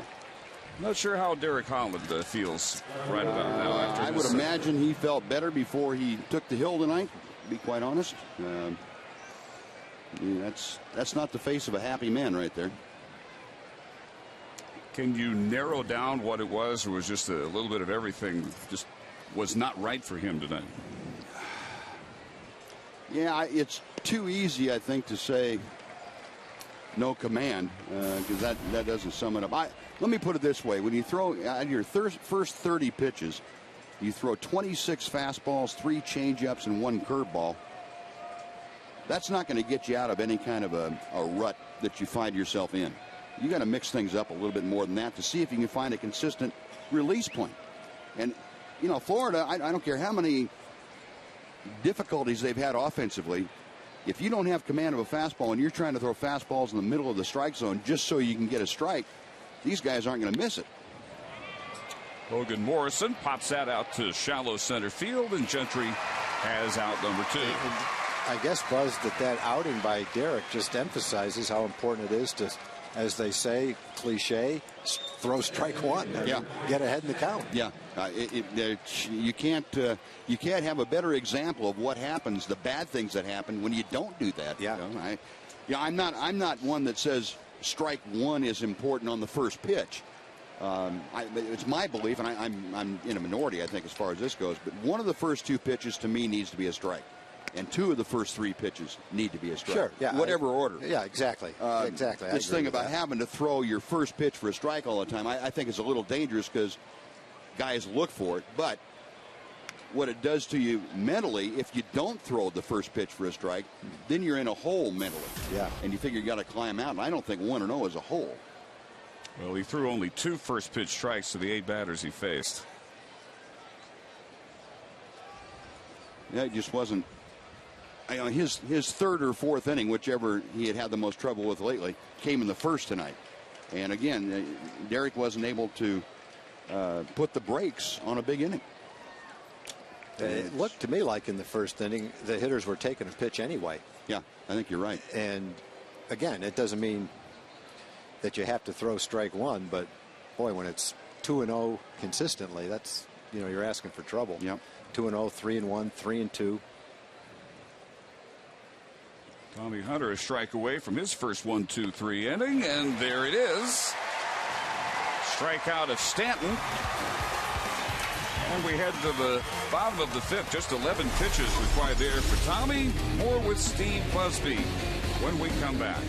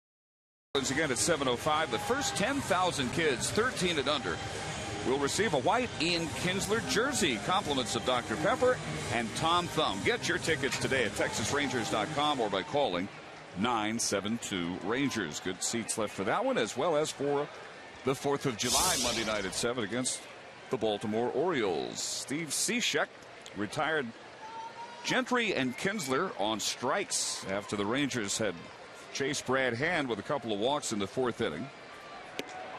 Andrus is 0 for 2. He lined to second in the 1st, grounded to short between the Kinsler and Hamilton solo shots in the 3rd.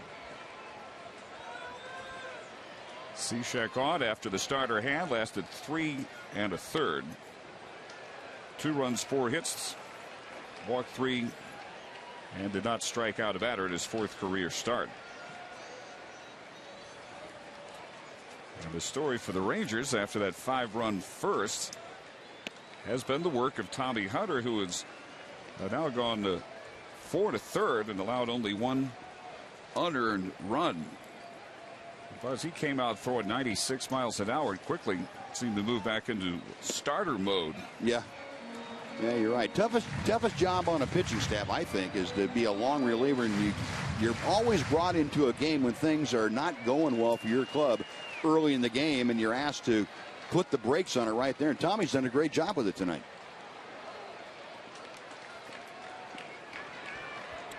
Yeah, the rest of the guys in the bullpen are really guys you don't want to use for multiple innings, except for maybe Tadayama, but he pitched in last night's game. So all the more pressure on Tommy to go 4, 5, or 6 innings tonight.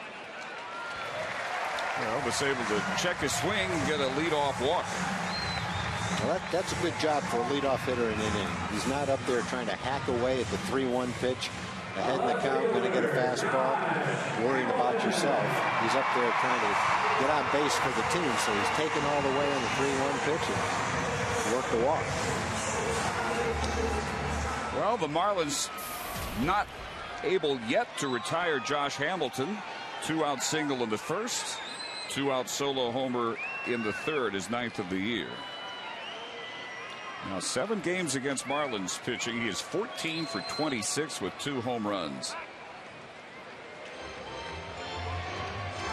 So we got the return of Tommy Hunter, looking impressive so far. Darren O'Day activated, also on the bullpen. Can't this potentially, if they're anything close to what they were last year, really transform what's been a weakness on the year for the Rangers? The overall work of the bullpen. Well, you're starting to get the pieces back, or the piece in Darren O'Day back that you didn't have, and hopefully he'll come back and be very, very effective right from the get-go. The other piece, I think, Dave, that's important that you're missing is Alexi Ogando. You don't have that lockdown 8th inning guy right now. Now, there are a couple candidates for it. Mark Lowe, for one. Here goes Elvis, and the throw is not in time. Number 25 for Elvis. A pretty strong throw from Buck. Elvis just slides in underneath the tag, stay out of a double play, get a man in scoring position. Still a lot of baseball left to be played, so you don't have to play for the big inning. A run here and a run there can get you right back in it. And Elvis sliding feet first again, which he says he'll continue to do, at least in the immediate future, after spraining his left wrist on a headlong dive. Cost him 4 games. Hamilton trying to wail on that 2-0 fastball. Rangers tonight with runners in scoring position are 0 for 3.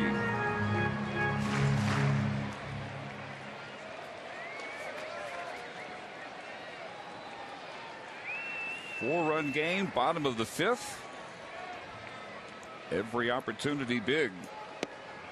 And now 3-1 to Josh, with Adrian Beltre on deck. Bud, you talked about Alexi Ogando. What impressed you the most about his action last night? Well, I think the execution. I thought he and Taylor Teagarden had a great game plan going in, and that's throwing all of his pitches, mixing them up, using the strengths that Alexi has. Well hit left field. Morrison is back, and it is gone.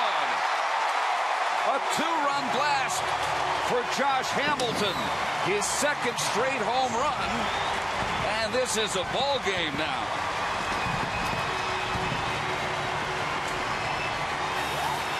You got to be strong to hit a pitch like that, 380 feet. Yeah. If I hit that ball, it would have, the outfielder would come running in trying to make a shoestring catch.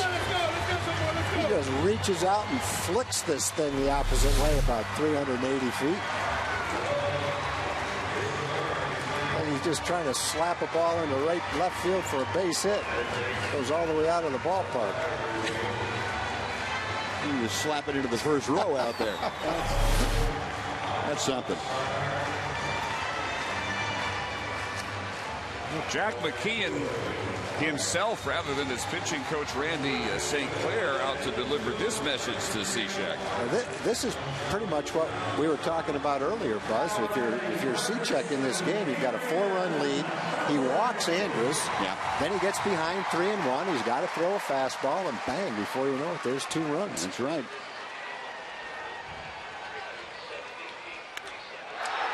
And Beltre pulls that one deep but foul on the very next pitch. He was going for it. That was that get-ahead fastball from Cishek. What? Isn't that what you're talking about, though? Strike one for the sake of strike one? Yeah, exactly. Big cut at that one, but straight back, and it's 0-2.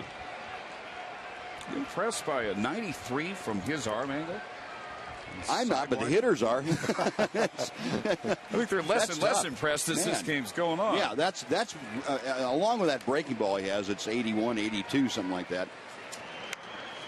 You know, the way Ian Kinsler reacted, he couldn't pull the trigger after seeing 2 breaking balls. He threw him a fastball in the outside corner, and Kins couldn't pull the trigger. He was talking to Joe West, and I think he wasn't questioning where the pitch was. He was saying, Joe, what am I supposed to do on that? Can't swing at it.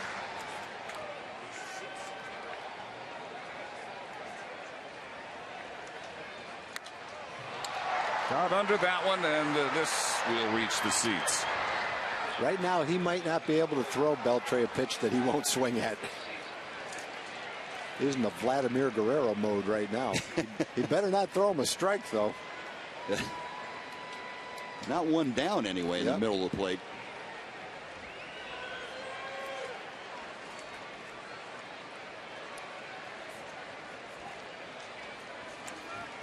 Concentrating on the upper register, the zone.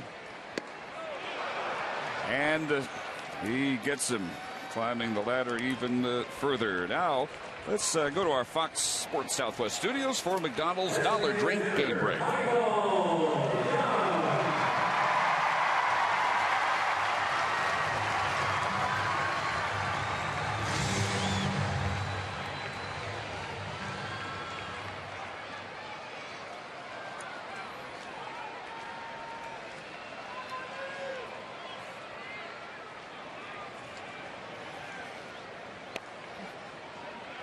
All right, Dana, thanks very much. Michael Young has twice ended innings by flying out to right field. And takes ball 1 here after the strikeout of Beltre. High pop up into shallow right. And Peterson comes on. And he's handled all 3 of these outs off the bat of Michael Young. Josh Hamilton, by the way, at 370 feet with his second straight home run. His 4th career multi-homer game. His first since September of 2009 here against the Blue Jays. And this year, the 4th multi-homer game by a Ranger. So from 6-0 down, coming into the bottom of the 3rd, they have made it 6-4 on long balls. Kinsler's solo shot, Hamilton solo followed by the 2-run blast. Cruz is grounded to second and walked after his career high equaling 6 RBI game last night.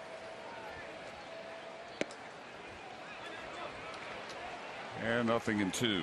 It's one of those fastballs you're talking about, Buzz. 92 miles an hour. Couldn't quite pull the trigger on it. Yeah.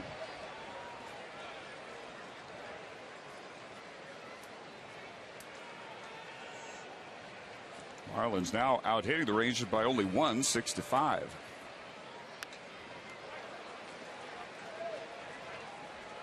6 runs on 6 hits for Florida. No errors. They've left 3. 4 runs, 5 hits, 2 errors for the Rangers, and they have left 5. And their most recent run unearned in the 2nd inning. That made it 6-0. Cruz swings at one way out of the zone. We thank Steve Busby as always for the visit. You're welcome. Talk to you guys after the ball game. Sounds good. Through 5, Rangers on the comeback trail within 2 now. After the second blast of the game by Josh Hamilton at 6-4.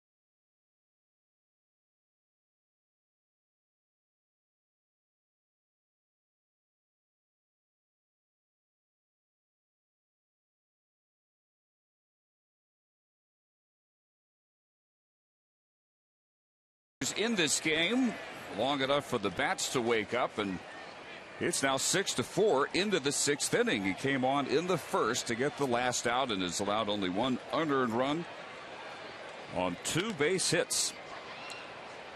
John Buck scored after a walk in the 1st and was retired at a nice sliding catch in shallow right by Cruz his 2nd time up. 60 pitches now for Hunter, 39 strikes, 21 balls. Significantly, he has not walked a batter. Pretty long run over by Gentry, and he turns on the Jets laid out in the gap. Buck out number 1 in the 6th inning. Earlier today, our Fox Sports Southwest Fan Express bus pulled into Fort Sill, Oklahoma, just outside Lawton. And our privilege to welcome some wounded soldiers from Fort Sill for the ride down to Arlington, and they are taking in this game here at Rangers Ballpark. More than anything, Mike Maddox came in and brought in attitude. Maddox spent 6 seasons as the pitching coach in Milwaukee.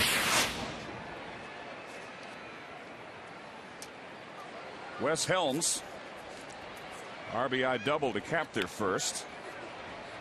Pop to 2nd to end the 3rd.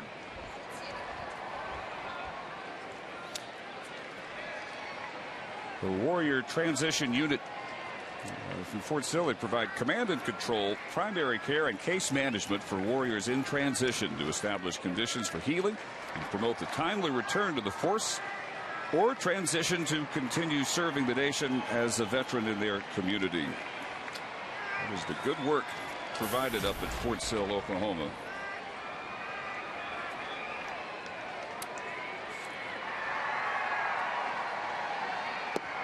And in a moment, we will hear from some of those.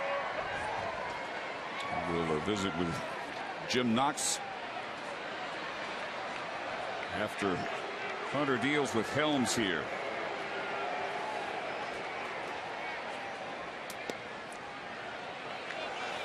But he issues his first walk, and let's check in with Jim Knox. All right, thank you, Dave. Here they are, the Warrior Transition Unit from Fort Sill. Everybody having a good time, right? Coming down on the Fox Sports Southwest Fan Express. Sergeant Fox with us, along with Sergeant Hilton. And that Fox Sports Southwest ride here to the ballpark was great for you because you were overseas, did not see the Rangers run to the World Series last year, but you saw it on video. No, I didn't. I got to catch up on what happened all season, and then got to see the insides of them going all the way to the World Series. You guys are big-time Ranger fans. How do you keep up with the Rangers overseas? When I'm overseas, I usually catch them on the AFN network or Fox Sports through internet feed. Is how I keep up with the games and the scores. You had family and friends you brought along for the ride. Everything having a good time then, right? Absolutely. All right, good to have you out here. Thank you for everything you guys have done. Dave? Absolutely. Cannot underline that enough. It was great to have them in the ballpark tonight. Mike Maddox out to visit with Tommy Hunter after the walk to Helms. He gives up the first pitch base hit to Brian Peterson. And the Marlins now 2 on with 1 out.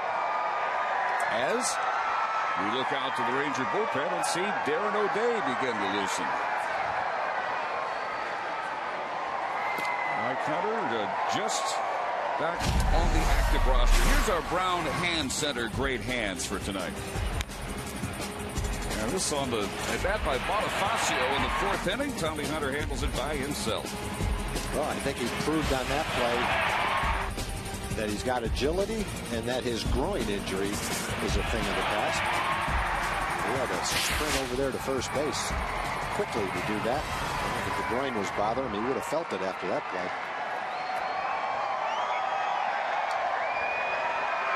The Marlins are 2 for 6 tonight with runners in scoring position.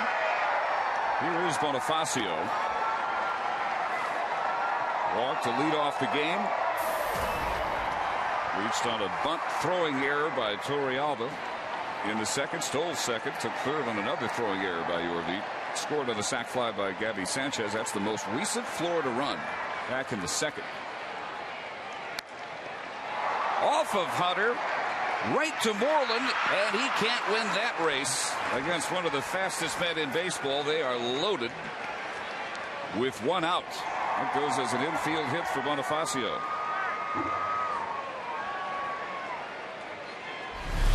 Oh, a little bit of luck. It bounces right straight to Mitch, and he steps on first. But all it took was a little bit of a deflection towards second, and there's no way he could beat Bonifacio. A little bit of an unintended kick save there, it looked like, by Hunter. So trainer Kevin Harmon, along with Wash, Mike Maddox out to check on Tommy. Darren O'Day is loosening up in the bullpen. And so Tommy's got to be reaching the point where Ron Washington would be considering the bullpen anyway. Get a look to see where that ball hit, on the inside of his left ankle somewhere. They're going to make a change, it looks like. Tommy at 69 pitches, 43 strikes, 26 balls. And reluctantly, he will exit, but he'll also get a very well-deserved ovation after his 2011 debut.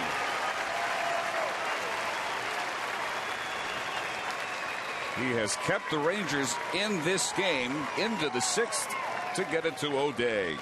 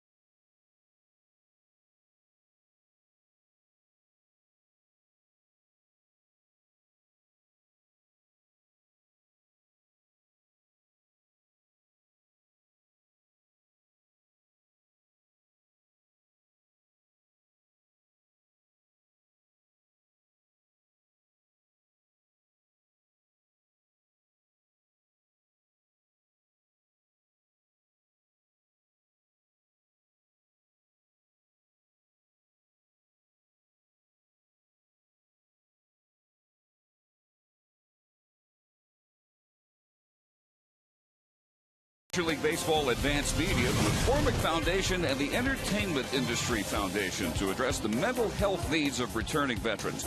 The goal of Welcome Back Veterans is to provide grants for research and treatment relating to post-traumatic stress disorder and traumatic brain injury. Since its inception, MLB has donated more than $10 million. For more information or to make a donation, go to welcomebackveterans.org.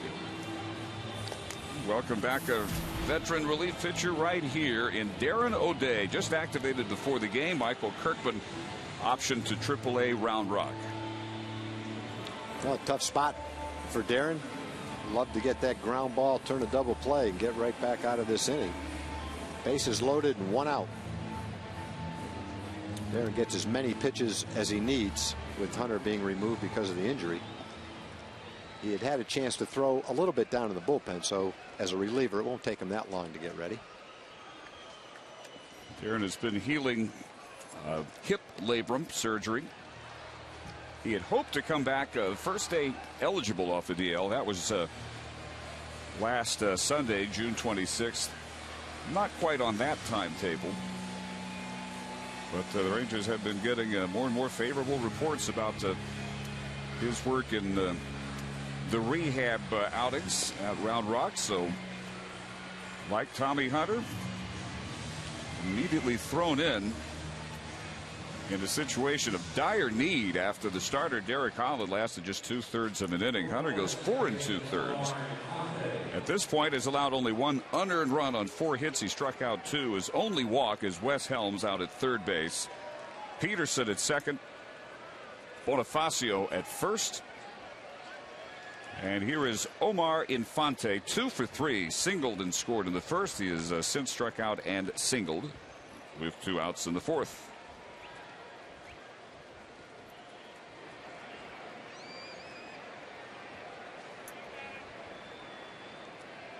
Darren O'Day back to work, and his first pitch hit well out to right center field. Cruz makes the catch. Wes Helms will come home on the sacrifice fly, and it's 7-4 Florida. So Infante does the job on 1 pitch, drives in his 25th run of the year. And the only Tommy Hunter walk now comes home.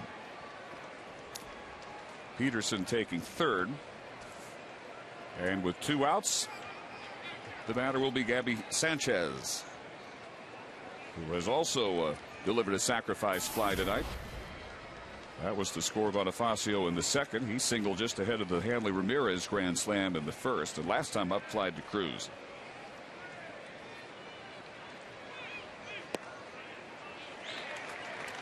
First pitch in there for a strike. Tom, before O'Day underwent the surgery, none of us knew the extent of his injury, but he never really looked comfortable.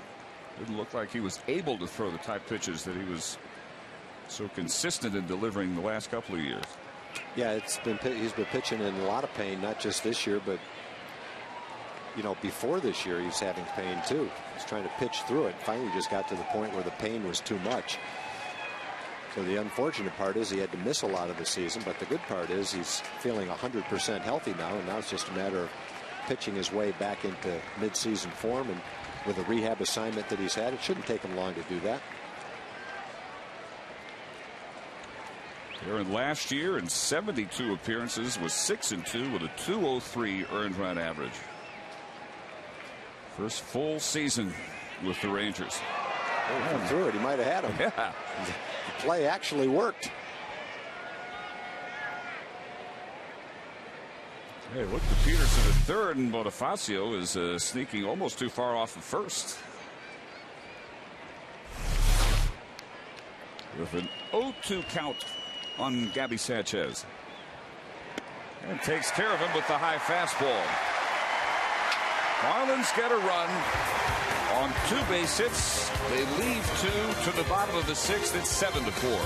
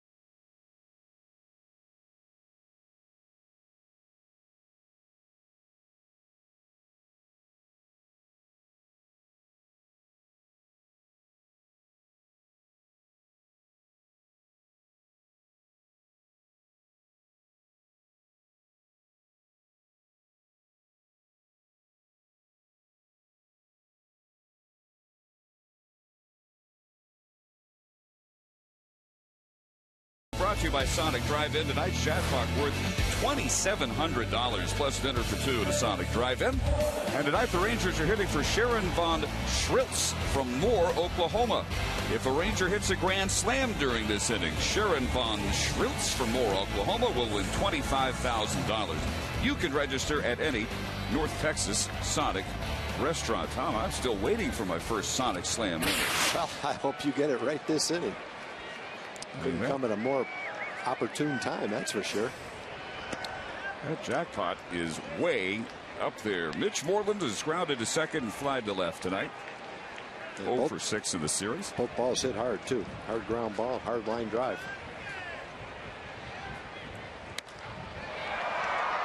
Out under that one, drifting toward the line is Morrison. And Mitch again flies out to him. He's 0 for 3. Cishek came on with 2 on, 1 out in the 4th inning for the starter Brad Hand, and struck out those two batters, Gentry and Kinsler. In the 5th, he walked Elvis Andrus, and then gave up the 2-run blast by Hamilton, his second home run of the game, and has since retired 4 straight, including strikeouts of Beltre and Cruz. Torrealba tonight has flied to center and walked, in addition to committing 2 throwing errors, both in the 2nd inning, leading to one of the 2 runs on Tommy Hunter's ledger tonight at his 4 2/3 innings. High pop up on the infield. Shortstop Ramirez grabs the 2nd out. And 5 in a row retired by Cishek since the Hamilton blast. And that will bring up Gentry 0 for 2. He's flied to center. That was against Hand, and he was the first batter Cishek faced in the 4th, and he struck him out on 3 pitches.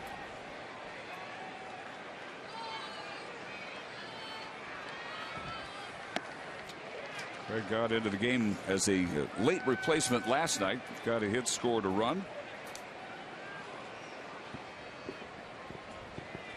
Last 21 games, he is a .326 hitter, and a ground ball up the middle past the diving Hanley Ramirez.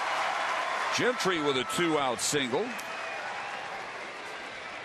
Gets it back to the top of the order, Kinsler.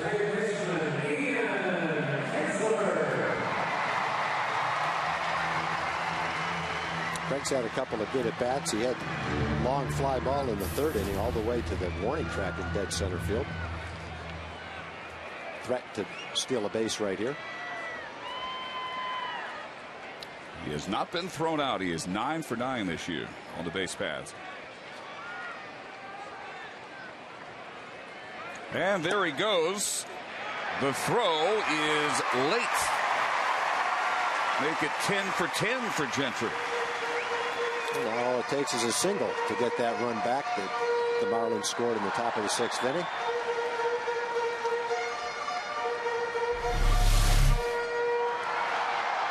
Cishek took a little bit of time, which allowed Gentry to get a few more steps in there. Didn't give Buck much of a chance.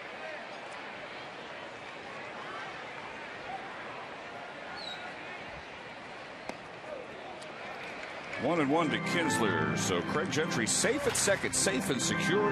New York life. Ian tonight hit it hard in the very 1st inning. Lined out to Ramirez. Hit it harder with 1 out in the 3rd. 382 feet into the left field seats. And then Cishek got him looking to end the 4th.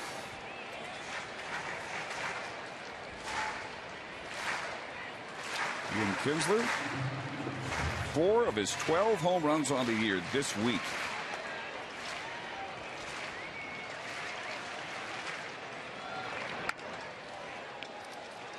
Two and 2.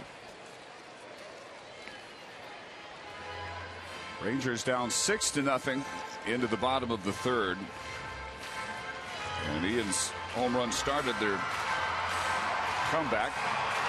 All 4 Ranger runs have scored on homers. Hamilton a solo in the 3rd and the 2-run shot in the 5th. which made it 6-4. That one will hook into the seats just beyond the tarp out there. And still 2 balls and 2 strikes.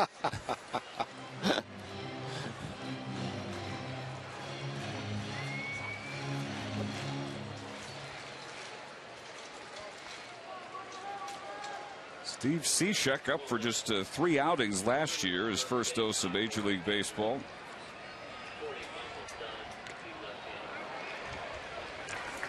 But this year has pretty much made himself a mainstay in their bullpen. Up from AAA New Orleans May 24th.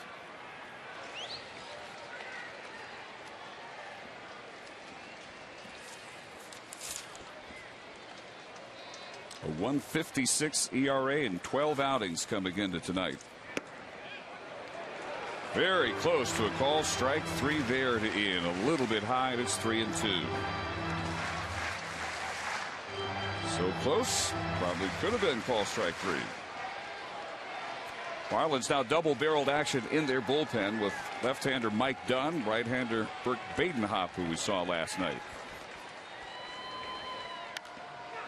High pop-up.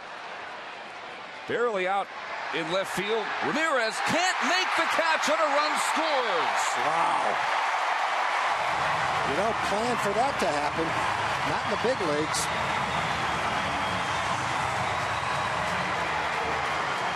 But the Rangers will take it. Thank you. They're back within 2.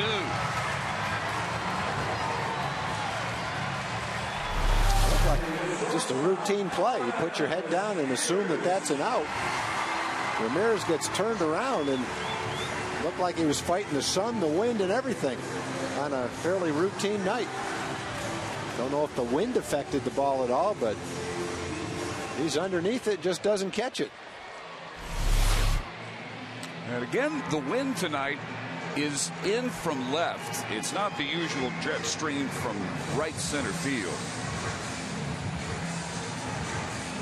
And had a pretty obvious effect there as that was coming to earth. Just to the left of where Hanley Ramirez thought it was just coming. By the look on his face and the way he stumbled and the way he reached, it looked like it was anything but a routine pop-up. Well, maybe the wind did affect it a little bit. Still a ball that he's got to catch. It's a lot of errors for him this year. That's number 12. And it brings up Andrews. And Elvis here representing the potential tying run. So after the Marlins scored 6 in their first 2 innings, Rangers get the tie run to the plate here with 2 outs in the bottom of the 6th. He knows that Kinsler's a base stealing threat. Gentry stole second base easily to get in position to score on that pop-up. He doesn't want Kinsler to do the same thing.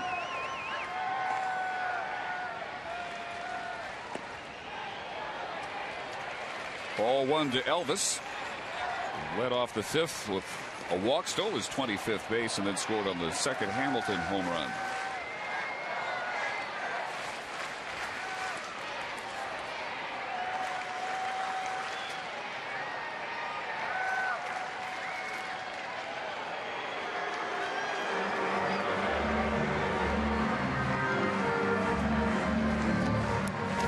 Angels are off to a big start. They're up 4-0 on the Dodgers.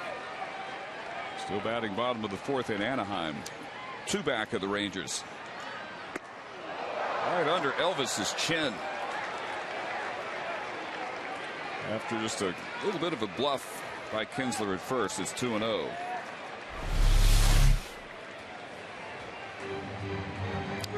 Elvis was going to try to get the bat in the eyes of the catcher John Buck, try to prevent him from making an accurate throw to second base, but Ian decided not to go on that pitch.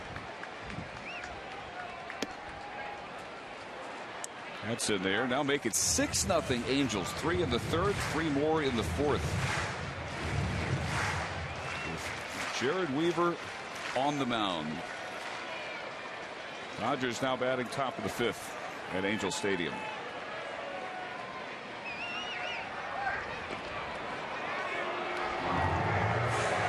Arizona leads Oakland 4-0. Diamondbacks batting top of the 5th at Oakland. And Seattle and San Diego scoreless bottom of the 2nd at Safeco Field. There goes Ian. Pitches inside. Throw by Buck is in time. Dropped the ball. And he dropped it. He signaled him out, and then the ball came out of the glove. So it was a throw out if the infielder was able to hang on to the ball. Take a look and see what happened.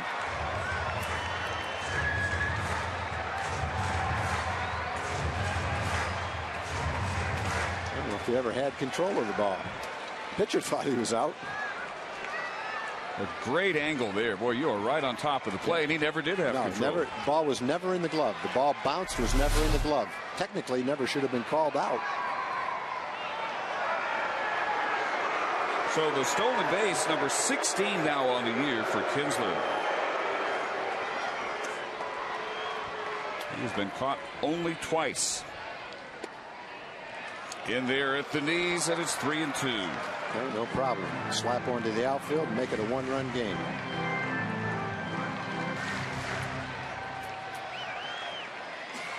A lot of pitches for Cechek. This will be his 50th pitch.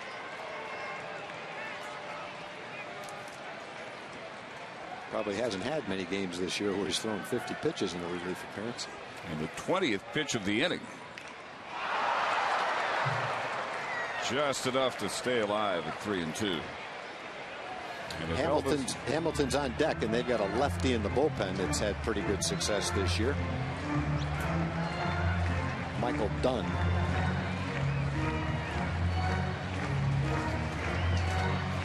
Well, tonight no one's had any success against Josh. 3 for 3, 2 homers.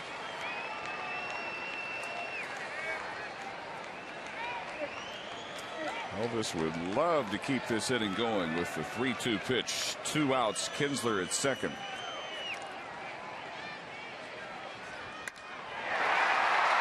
In the gap, right center field, but Peterson gets there.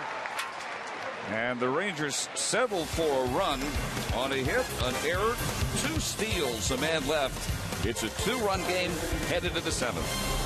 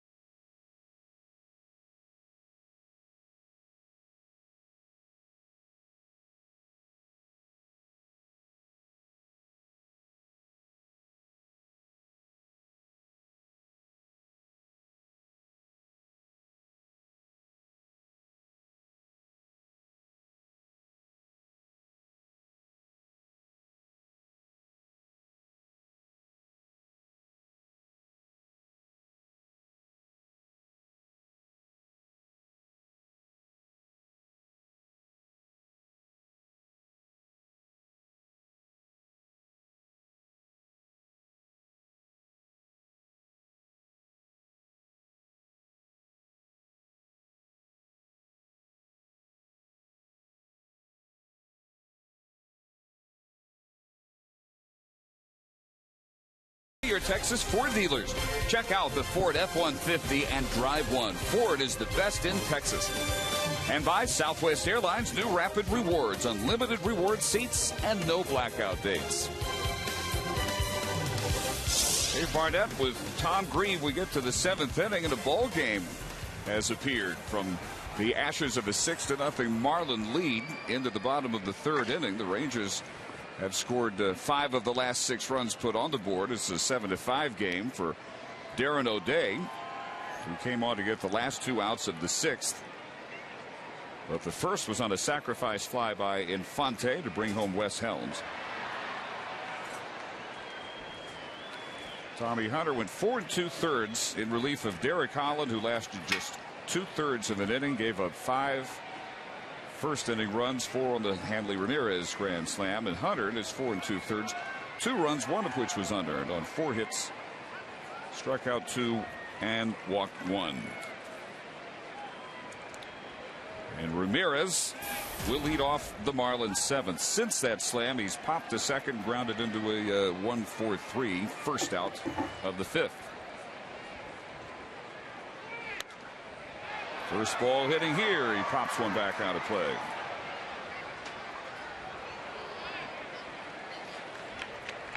This series will wrap up tomorrow night at our Nissan pitching matchup on Fox Sports Southwest at 7 p.m. We'll feature Javier Vasquez, 4-8 on the year against C.J. Wilson. So impressive in Houston, picking up his 8th win. We'll go for number 9 tomorrow.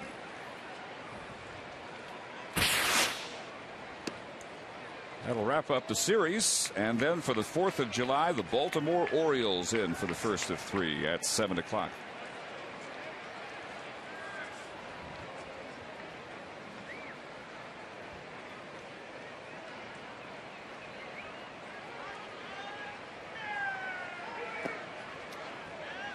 Two and 1 to Ramirez.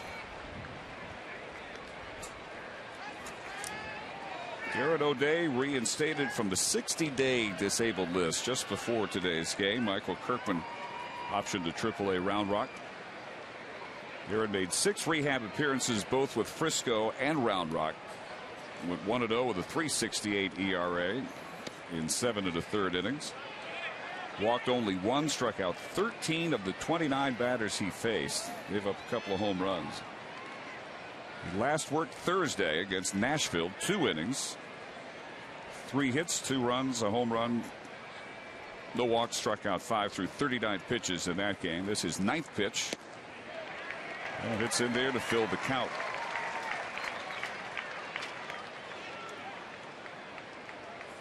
And Michael Kirkman, in his 2 stints with the Rangers this year, over 11 appearances, a win and a loss at a .733 earned run average.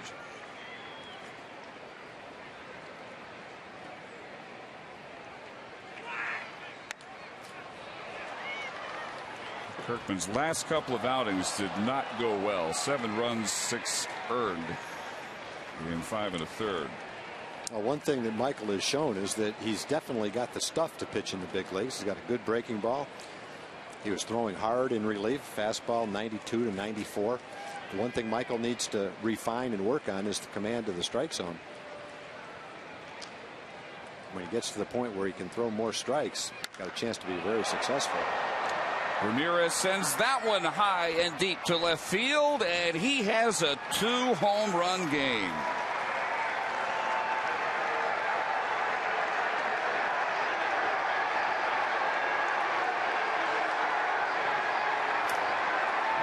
Refusing to dive, get that run back and lead it 8-5. Well, he dropped the pop up to let a run in. It's a home run to get it back. I was trying to shoot that ball on the outside corner, and he shot it right down the middle of the plate, unfortunately. So Hanley giveth, and then Hanley taketh away. Here is Logan Morrison, who's doubled in 3 trips, and he hits it well to right field. And this one is gone over the Ranger bullpen. The Marlins go back-to-back. Consecutive pitches from Darren O'Day. And for Morrison, that's number 11.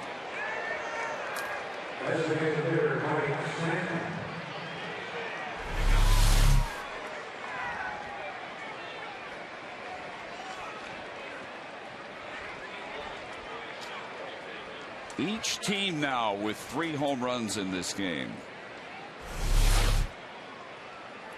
That one landing right about where the shot by Cruz did last night. Mike Stanton is 0 for 3. striking out twice. He's got 16 home runs. That's 7th in the National League. Got under this one. Long run in for Cruz, and he will not get to it. Kinsler trips as he backs out. And a base hit for Stanton. Well, the wind is definitely blowing the ball in and toward right field. Ian goes back looking over his right shoulder, and then as he tries to come back the other way, he falls down. Nelly can't get to it. Nelly's got a shot at first base if he makes a good throw, but Stanton's able to scamper back. So with Mike Maddox out for a visit, Darren Oliver begins to throw in the Ranger bullpen. As the Marlins now with 3 consecutive batters in the 7th inning. After O'Day retired the 2 he faced in the 6th. Home run, bloop single. That'll bring up the catcher John Buck, who walked and scored in the 1st and has twice flied out.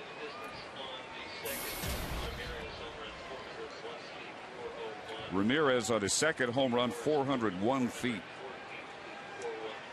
Morrison 414 feet.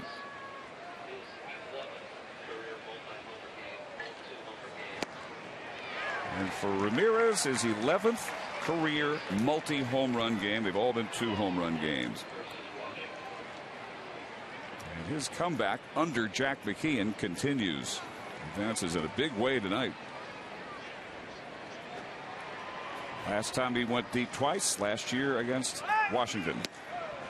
Runner goes. Throw had no chance to get Stanton. A strong throw by Torrealba, but you're right. It didn't matter. That base was already taken. Combination of a little bit slow to the plate and a breaking ball away. In spite of the good throw, there was nothing that could be done for that stolen base. That's a guy that never runs, only his 2nd attempt on the year. But both have been successful.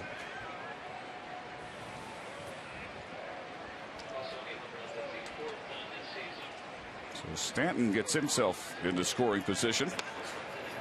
What goes after that low pitch? 1 ball and 2 strikes.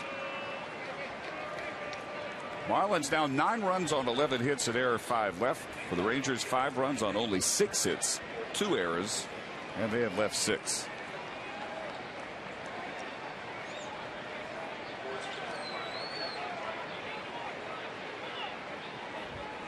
Rivera's 4th career 5 RBI game. He had 24 for the year until tonight. He had 5 home runs for the year until tonight. Ties his career high. 5 runs batted in, the 4th time he's done that.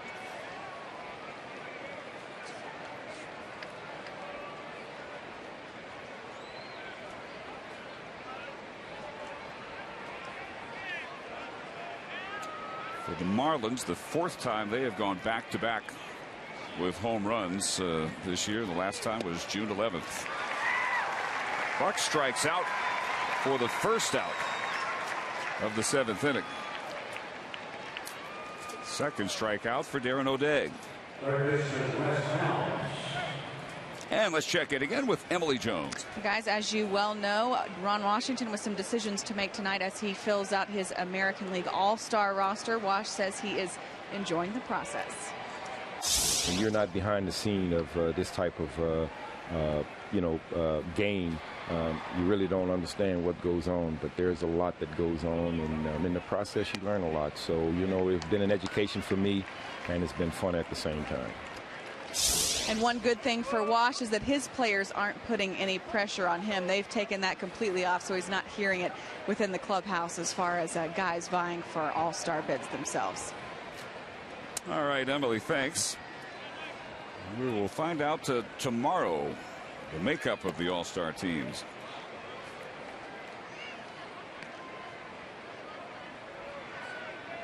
$11 a.m. on TBS tomorrow. The all-star rosters will be revealed.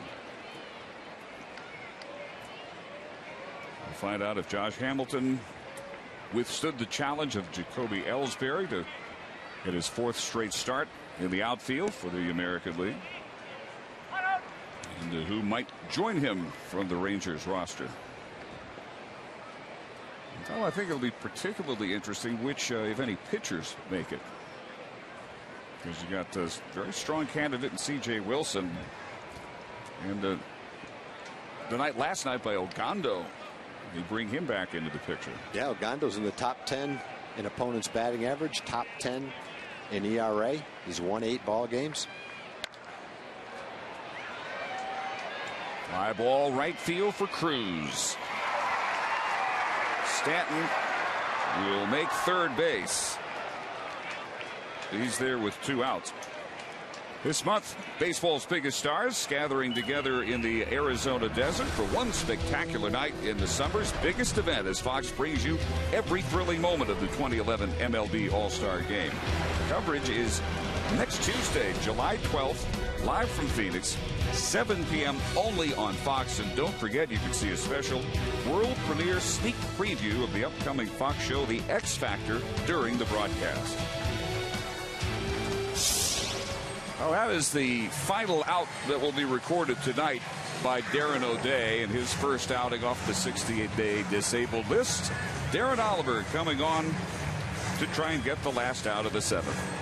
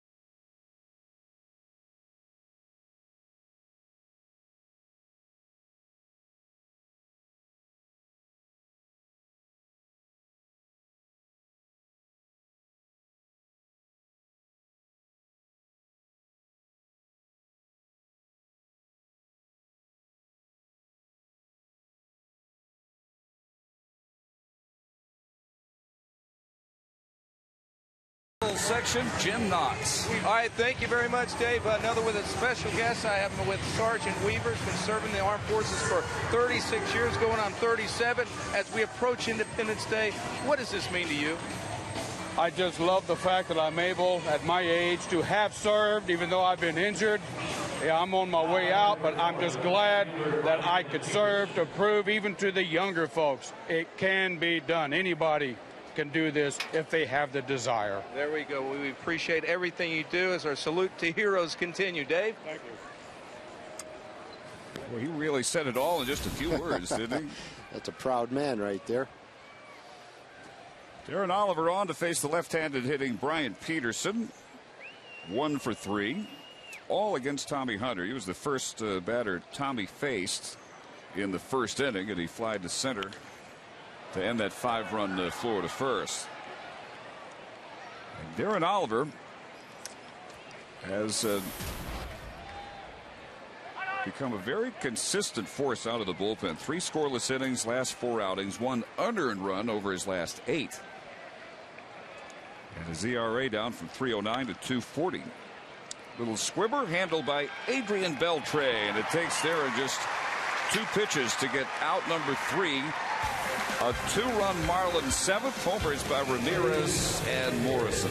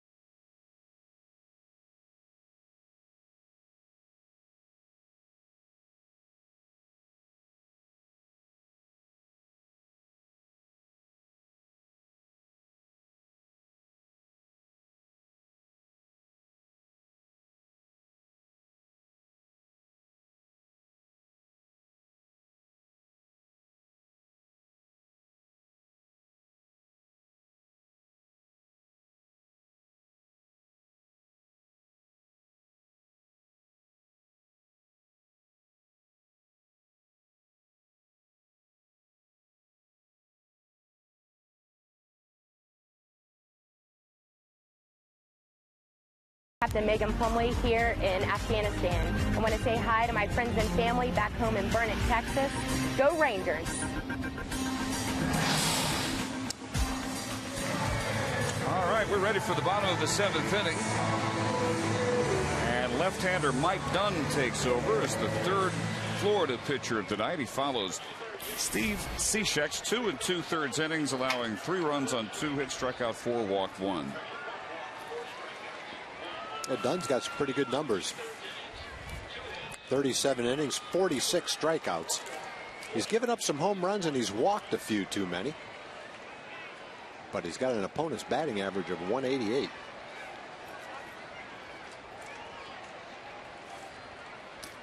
First order of business, Josh Hamilton. 3 for 3, 2 home runs, including a 2-run shot in the 5th. And that made it a 6-4 game. Pretty good fastball right there, 95. Josh has added 11 points to his average in these first 3 at-bats, up over 300 out of 304.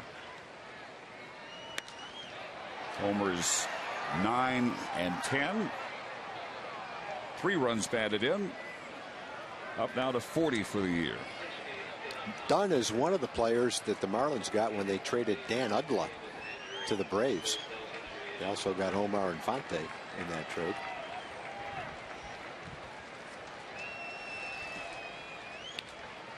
And we are told that Tommy Hunter did not leave because of an injury. He took a shot off the foot, but he is okay. And so he had at that point thrown 69 pitches, 4 2/3 innings. And he pitched in the game a couple of days ago, so that he's probably right at his limit anyway.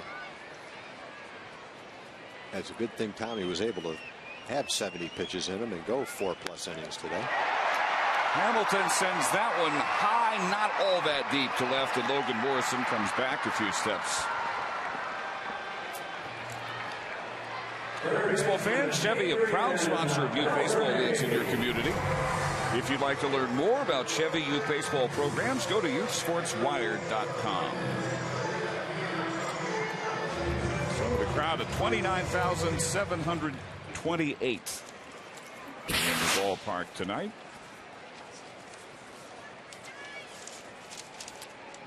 As the Rangers surpass 1.5 million tonight in the 41st home date of the year. 4th time in Ranger history to reach 1.5 million in this few home dates. First year of the ballpark, 94. They made it in 39. 41 to 97, and again in 2001.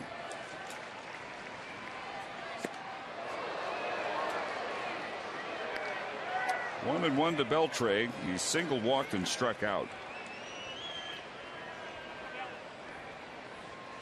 Rangers have never had a 3 million attendance season. Closest they came, 97, within about 55,000.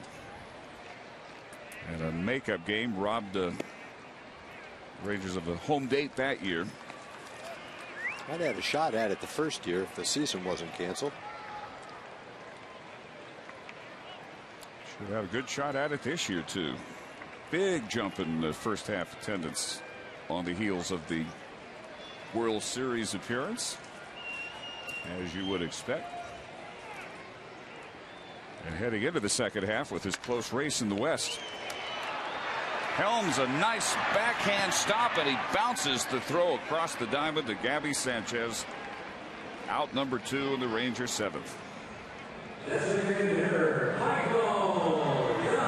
defensive plays the Marlins have turned in tonight. Oh, nice play by Helms. Not necessarily known for his agility, but a nice backhand play. Takes his time. Throws a catchable one-hop throw to first base.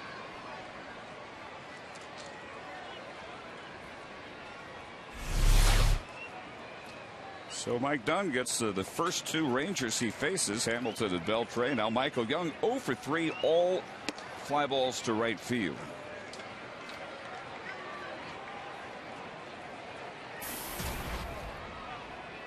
Don, a 26-year-old native of Farmington, New Mexico. And again, Michael goes to right field, and he's kept Peterson busy out there. Dunn works a 1, 2, 3, 7th inning. We go to the 8th, still 9-5 Florida.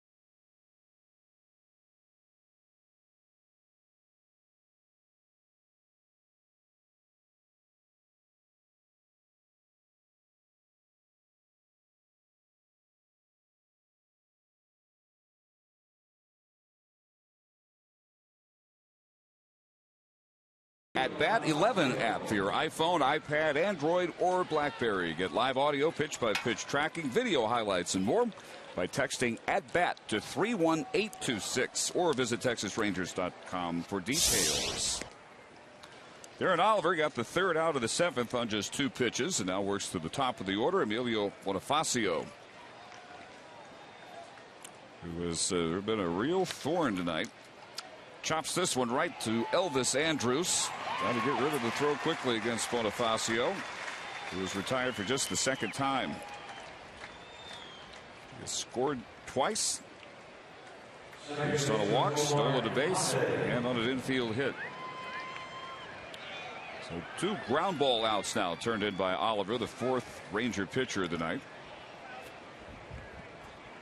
Now Omar Infante, who is 2 for 3, scored a run, driven in a run, greeting Darren O'Day with a sacrifice fly to bring home Wes Helms in the 6th.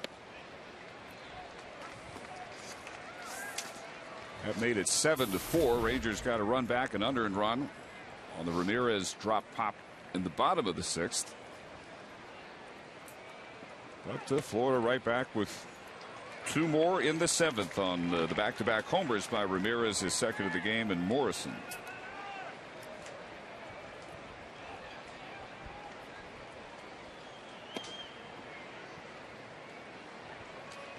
One and 2 on Infante. Both teams with 3 home runs.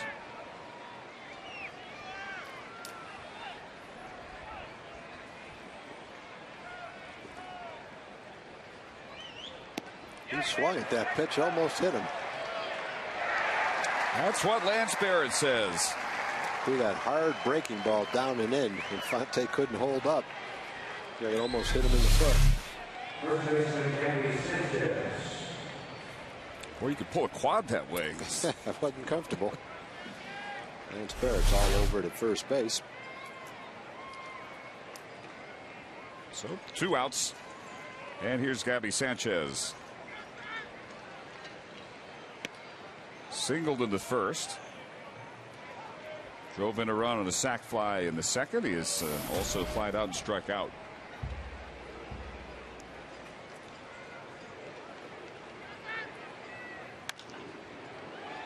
And he sends Andrus toward the hole, and Elvis handles 2 of the 3 outs here, as the Marlins go in order for only the second time tonight, and it took only 8 pitches for Darren.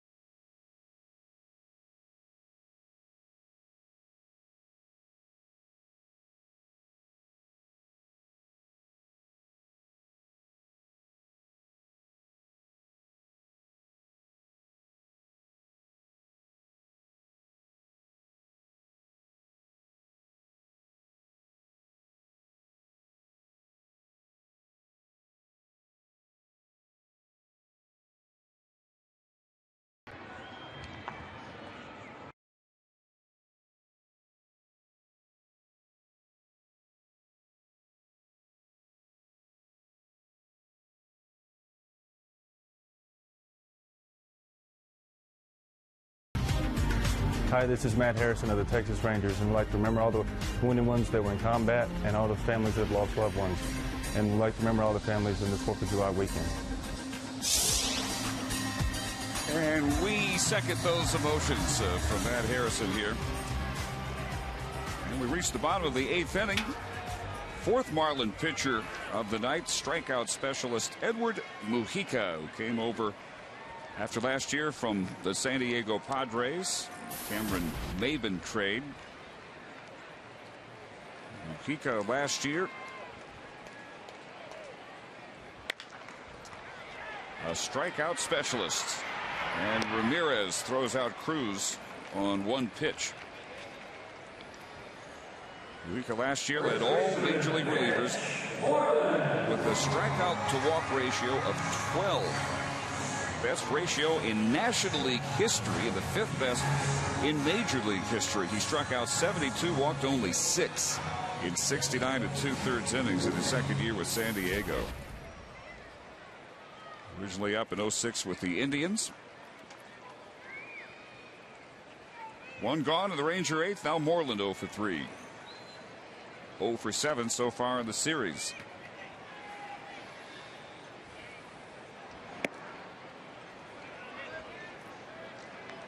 Mujica follows 1 inning by Mike Dunn, a 3 up and 3 down 7th. 2 2/3 by Steve Cishek. 3 runs, 2 hits. Rookie Brad Hand, the starter, 4th major league start, lasted 3 1/3. 2 runs on 4 hits. Those struck out. And, he walked 3. High pop up. Shallow left center. Wind gets a piece of it, but Bonifacio is there in time, and Mitch is 0 for 4. And Mitch is just off a tick right now. Through a little period where timing's off a little tick. Not hitting the fastball like he was hitting it earlier in the year. You go through a lot of streaks like that, no matter who you are. Just got to battle through it. He's had some pitches that he normally hits.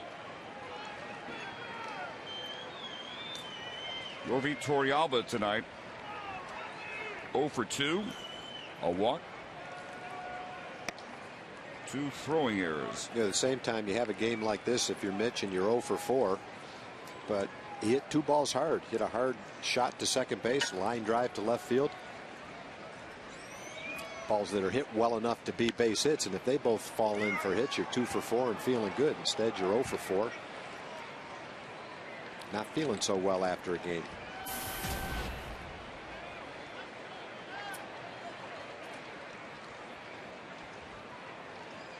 Angels and the Dodgers now in the top half of the 7th inning. It's 7-1 Angels.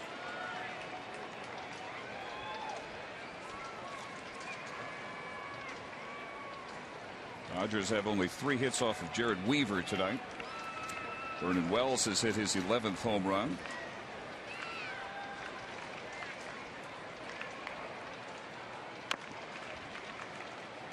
Padres and the Mariners scoreless into the 5th inning now. And Oakland trailing at home to Arizona 4-0 top of the 8th.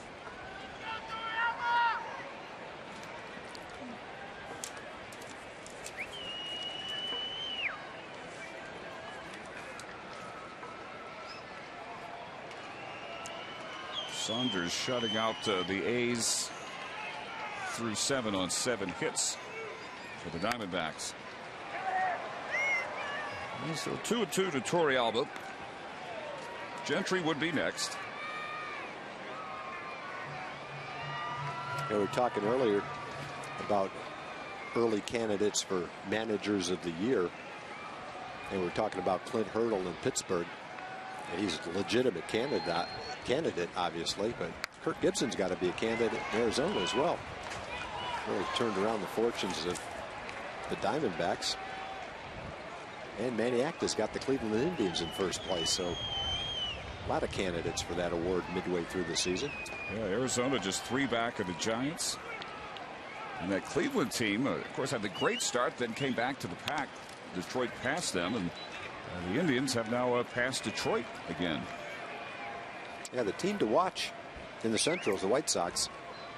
They looked like they were way out of it early, but the way that division is about a 500 division, White Sox have really good starting pitching. They beat the Cubs tonight 1-0. So they've won again. Cleveland won, but Detroit lost, is losing. Pretty well hit this time. Deep right center field, off the wall.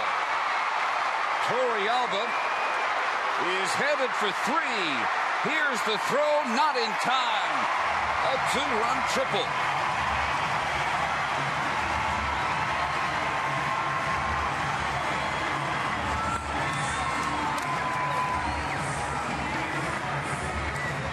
First triple of the year for Yorvi Torrealba. Showing that line drive stroke. Drove that ball into right center field. It's a good kick off the wall, otherwise it would have been maybe a single or a double. It's his 12th career triple. And that will bring up David Murphy, who will pinch hit for Craig Gentry against the right-handed Mujica. Gentry tonight was 1 for 3, stole a base and scored in the 6th.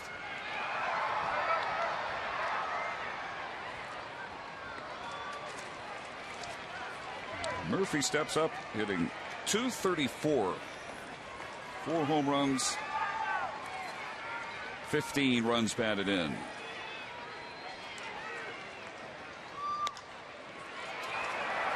Long run for Morrison coming in from left field. He makes the catch.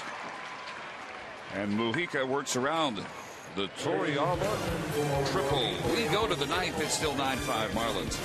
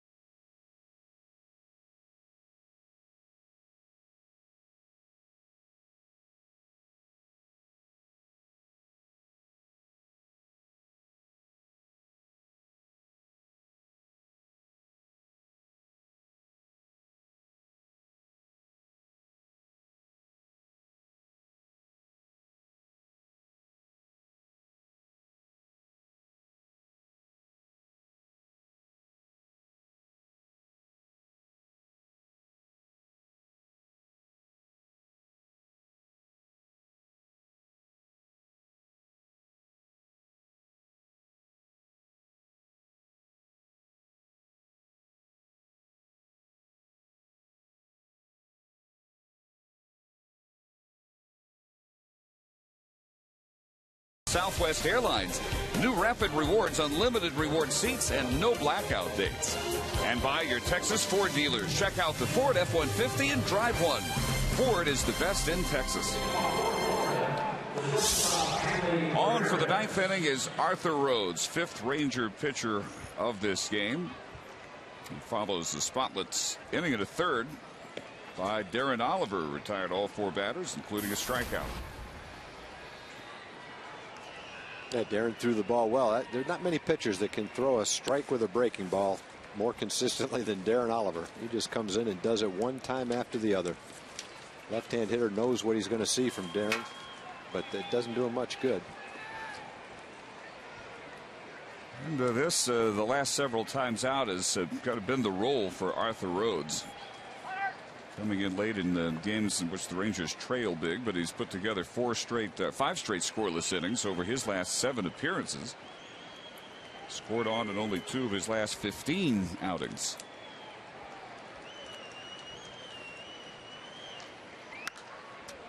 Huge night for Hanley Ramirez. This foul pop tracked by Beltre and Andrus and just out of play. Ramirez got the Marlins off with a first inning grand slam off Darren Oliver. Then he led off the 7th by taking Darren O'Day deep.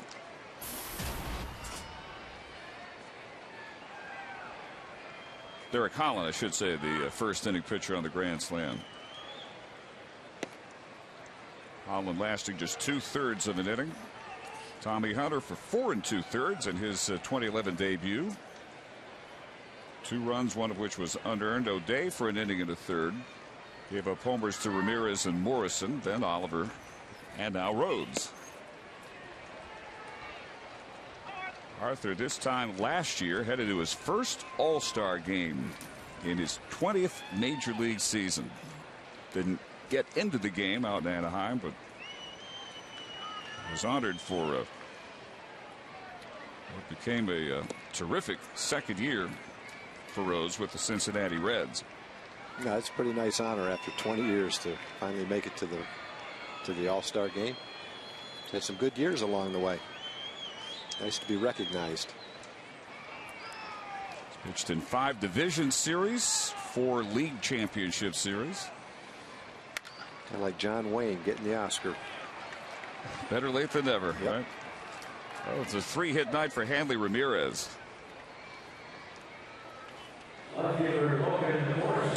Let's check in with John Radigan. All right, Dave, sitting down here on the Rangers live set and getting ready to bring you the complete post-game wrap-up of this one. So much to do and so little time. We, of course, want to hear from Derek Holland. We'll do that. But we'd also like to hear how Tommy Hunter and Darren O'Day feel after returning from the disabled list. Both those guys get their first action in O'Day's case. First time since the DL. And, of course, for Hunter, it's the first of the season. We'll hear from them, Wash, and so much more. Rangers live right after the game, guys. Logan Morrison grounds into a 6-3 double play, handled by Andrus.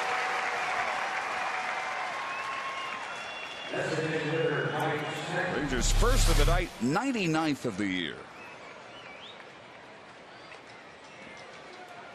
Elvis has a choice: flip it to Ian or take it himself. It's easier if you have time to just take it yourself.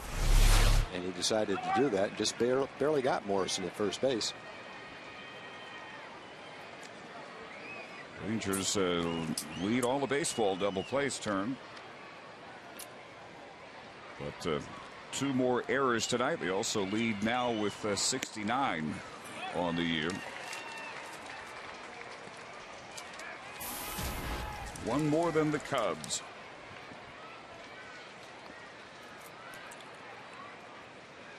Stanton a single and his second stolen base of the year. Last time up, a rocket off the glove of Adrian Beltre. And he's got his second straight base hit. 2 hits off of Rhodes among the first 3 batters he sees here in the 9th. That was a smash. That's why they call it the hot corner. That ball got down there quickly. Great reaction by Adrian to get a glove on it and almost make the play. Did you ever play the third base early on? No, they saw what kind of hands I had, stuck me as far away from the action as they could. With third base and catcher, you just know you were going to take a pounding one way or the other. John Bucknow, who was 0 for 3 with a walk. A walk in the first inning, followed by a double by Wes Helms. Buck coming all the way around from first, and that was it for Derek Holland, his 46th pitch. Got only 2 outs in the first, shortest out of his career.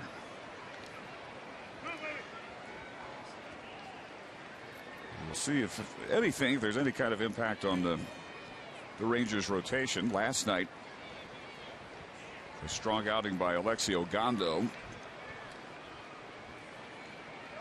And Ron Washington's not indicating afterwards whether that would affect the possibility that the Rangers would sit Alexi for his next start. Give him a little extra rest with the All-Star break approaching. Scott Feldman is basically ready to come back. He's been stretched out to 100 pitches in his rehab work. And Tommy Hunter is now back in a big way, throwing 69 pitches in his debut tonight.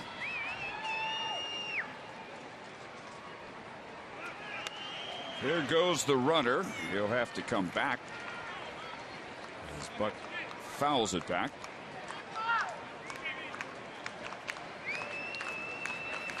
Neftali Feliz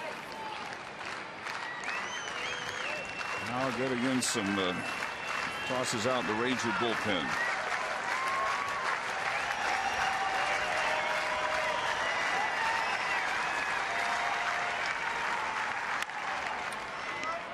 This one hopper Beltre handles.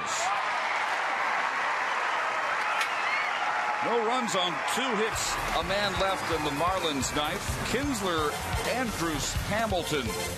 Last chance for the Rangers.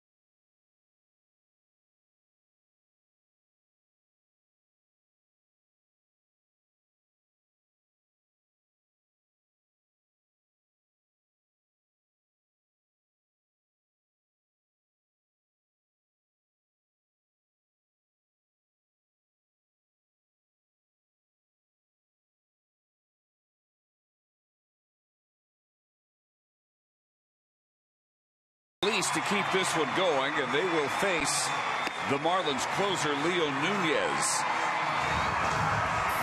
Nunez, 22 out of 25 of the saved appearances this year, and a streak of 18 straight. Ended in late May. Third blown save June 15th. 22 saves prior to the break, 5th most in Marlins history. Set a club record with 11 in the month of May. Over his 2+ seasons, last 2+ seasons, 3rd all-time in the Marlins save list with 78. The all-time leader, former Ranger Rob Nen. And it'll be Kinsler, Andrews, and Hamilton in the bottom of the ninth. Being a home run, a stolen base after reaching on an error, was lined out and struck out.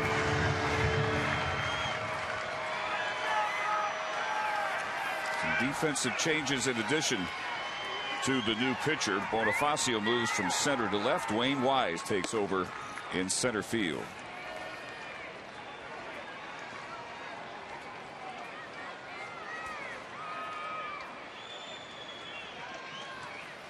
Florida's only won 36 games. Nunez has saved 22 of them.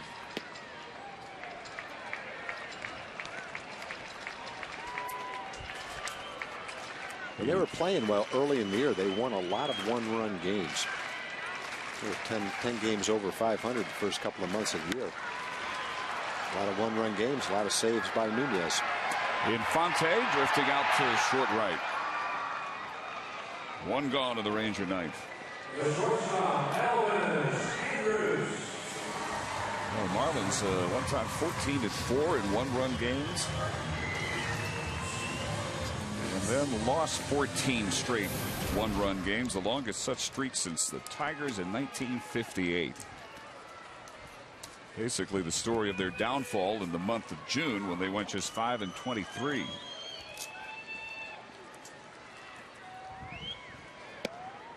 Elvis tonight 0 for 3. He's hit it hard a couple times. Walked, stole second, and scored on the second Hamilton home run back in the fifth. That made it a 6-4 game. Hits it hard this time. Shoestring grab by Hanley Ramirez. Well, the offensive highlights of the night for the Rangers. Josh Hamilton's 2 home runs. In the third, 2 batters after a Kinsler shot. And in the fifth, a 2-run blast after the walk to Andrews. And he put the Rangers in the game at that point, within 2. Since that point, the Marlins put up a run in the 6th, 2 more in the 7th, and the Rangers got only 1 more in the 6th inning. Derek Collins been watching out there a long time after he retired only 2 batters in the first, about to fall to 6-4 on the year. Yeah, it's no fun sitting there for 3 hours thinking about a start that didn't go the way you wanted it to go. And the Rangers down to their final strike.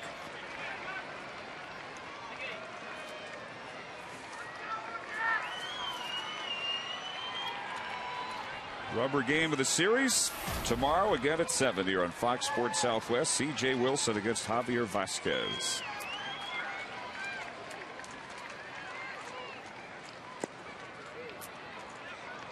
C.J. will be going for his 9th victory of the year against 3 losses. He and Ogando both 8-3.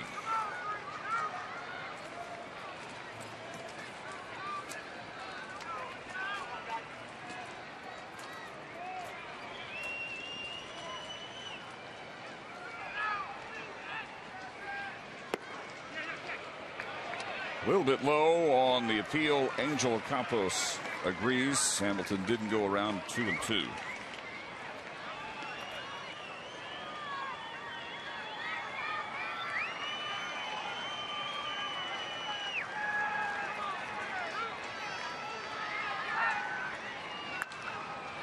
Out of play.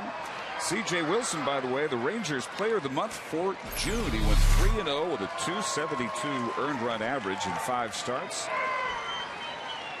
Did not allow a homer in 36 1/3 innings, the most homerless innings in the entire league in June.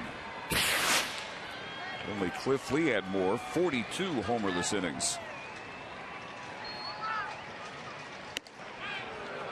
And he gets Hamilton looking on the outside corner. Nunez comes in and puts together a 1-2-3 bottom of the 9th inning, and the Marlins even this series at a game apiece, winning 9-5. Their 5-run first, something the Rangers could never overcome. On the other end of this break, we'll hear from John Radigan.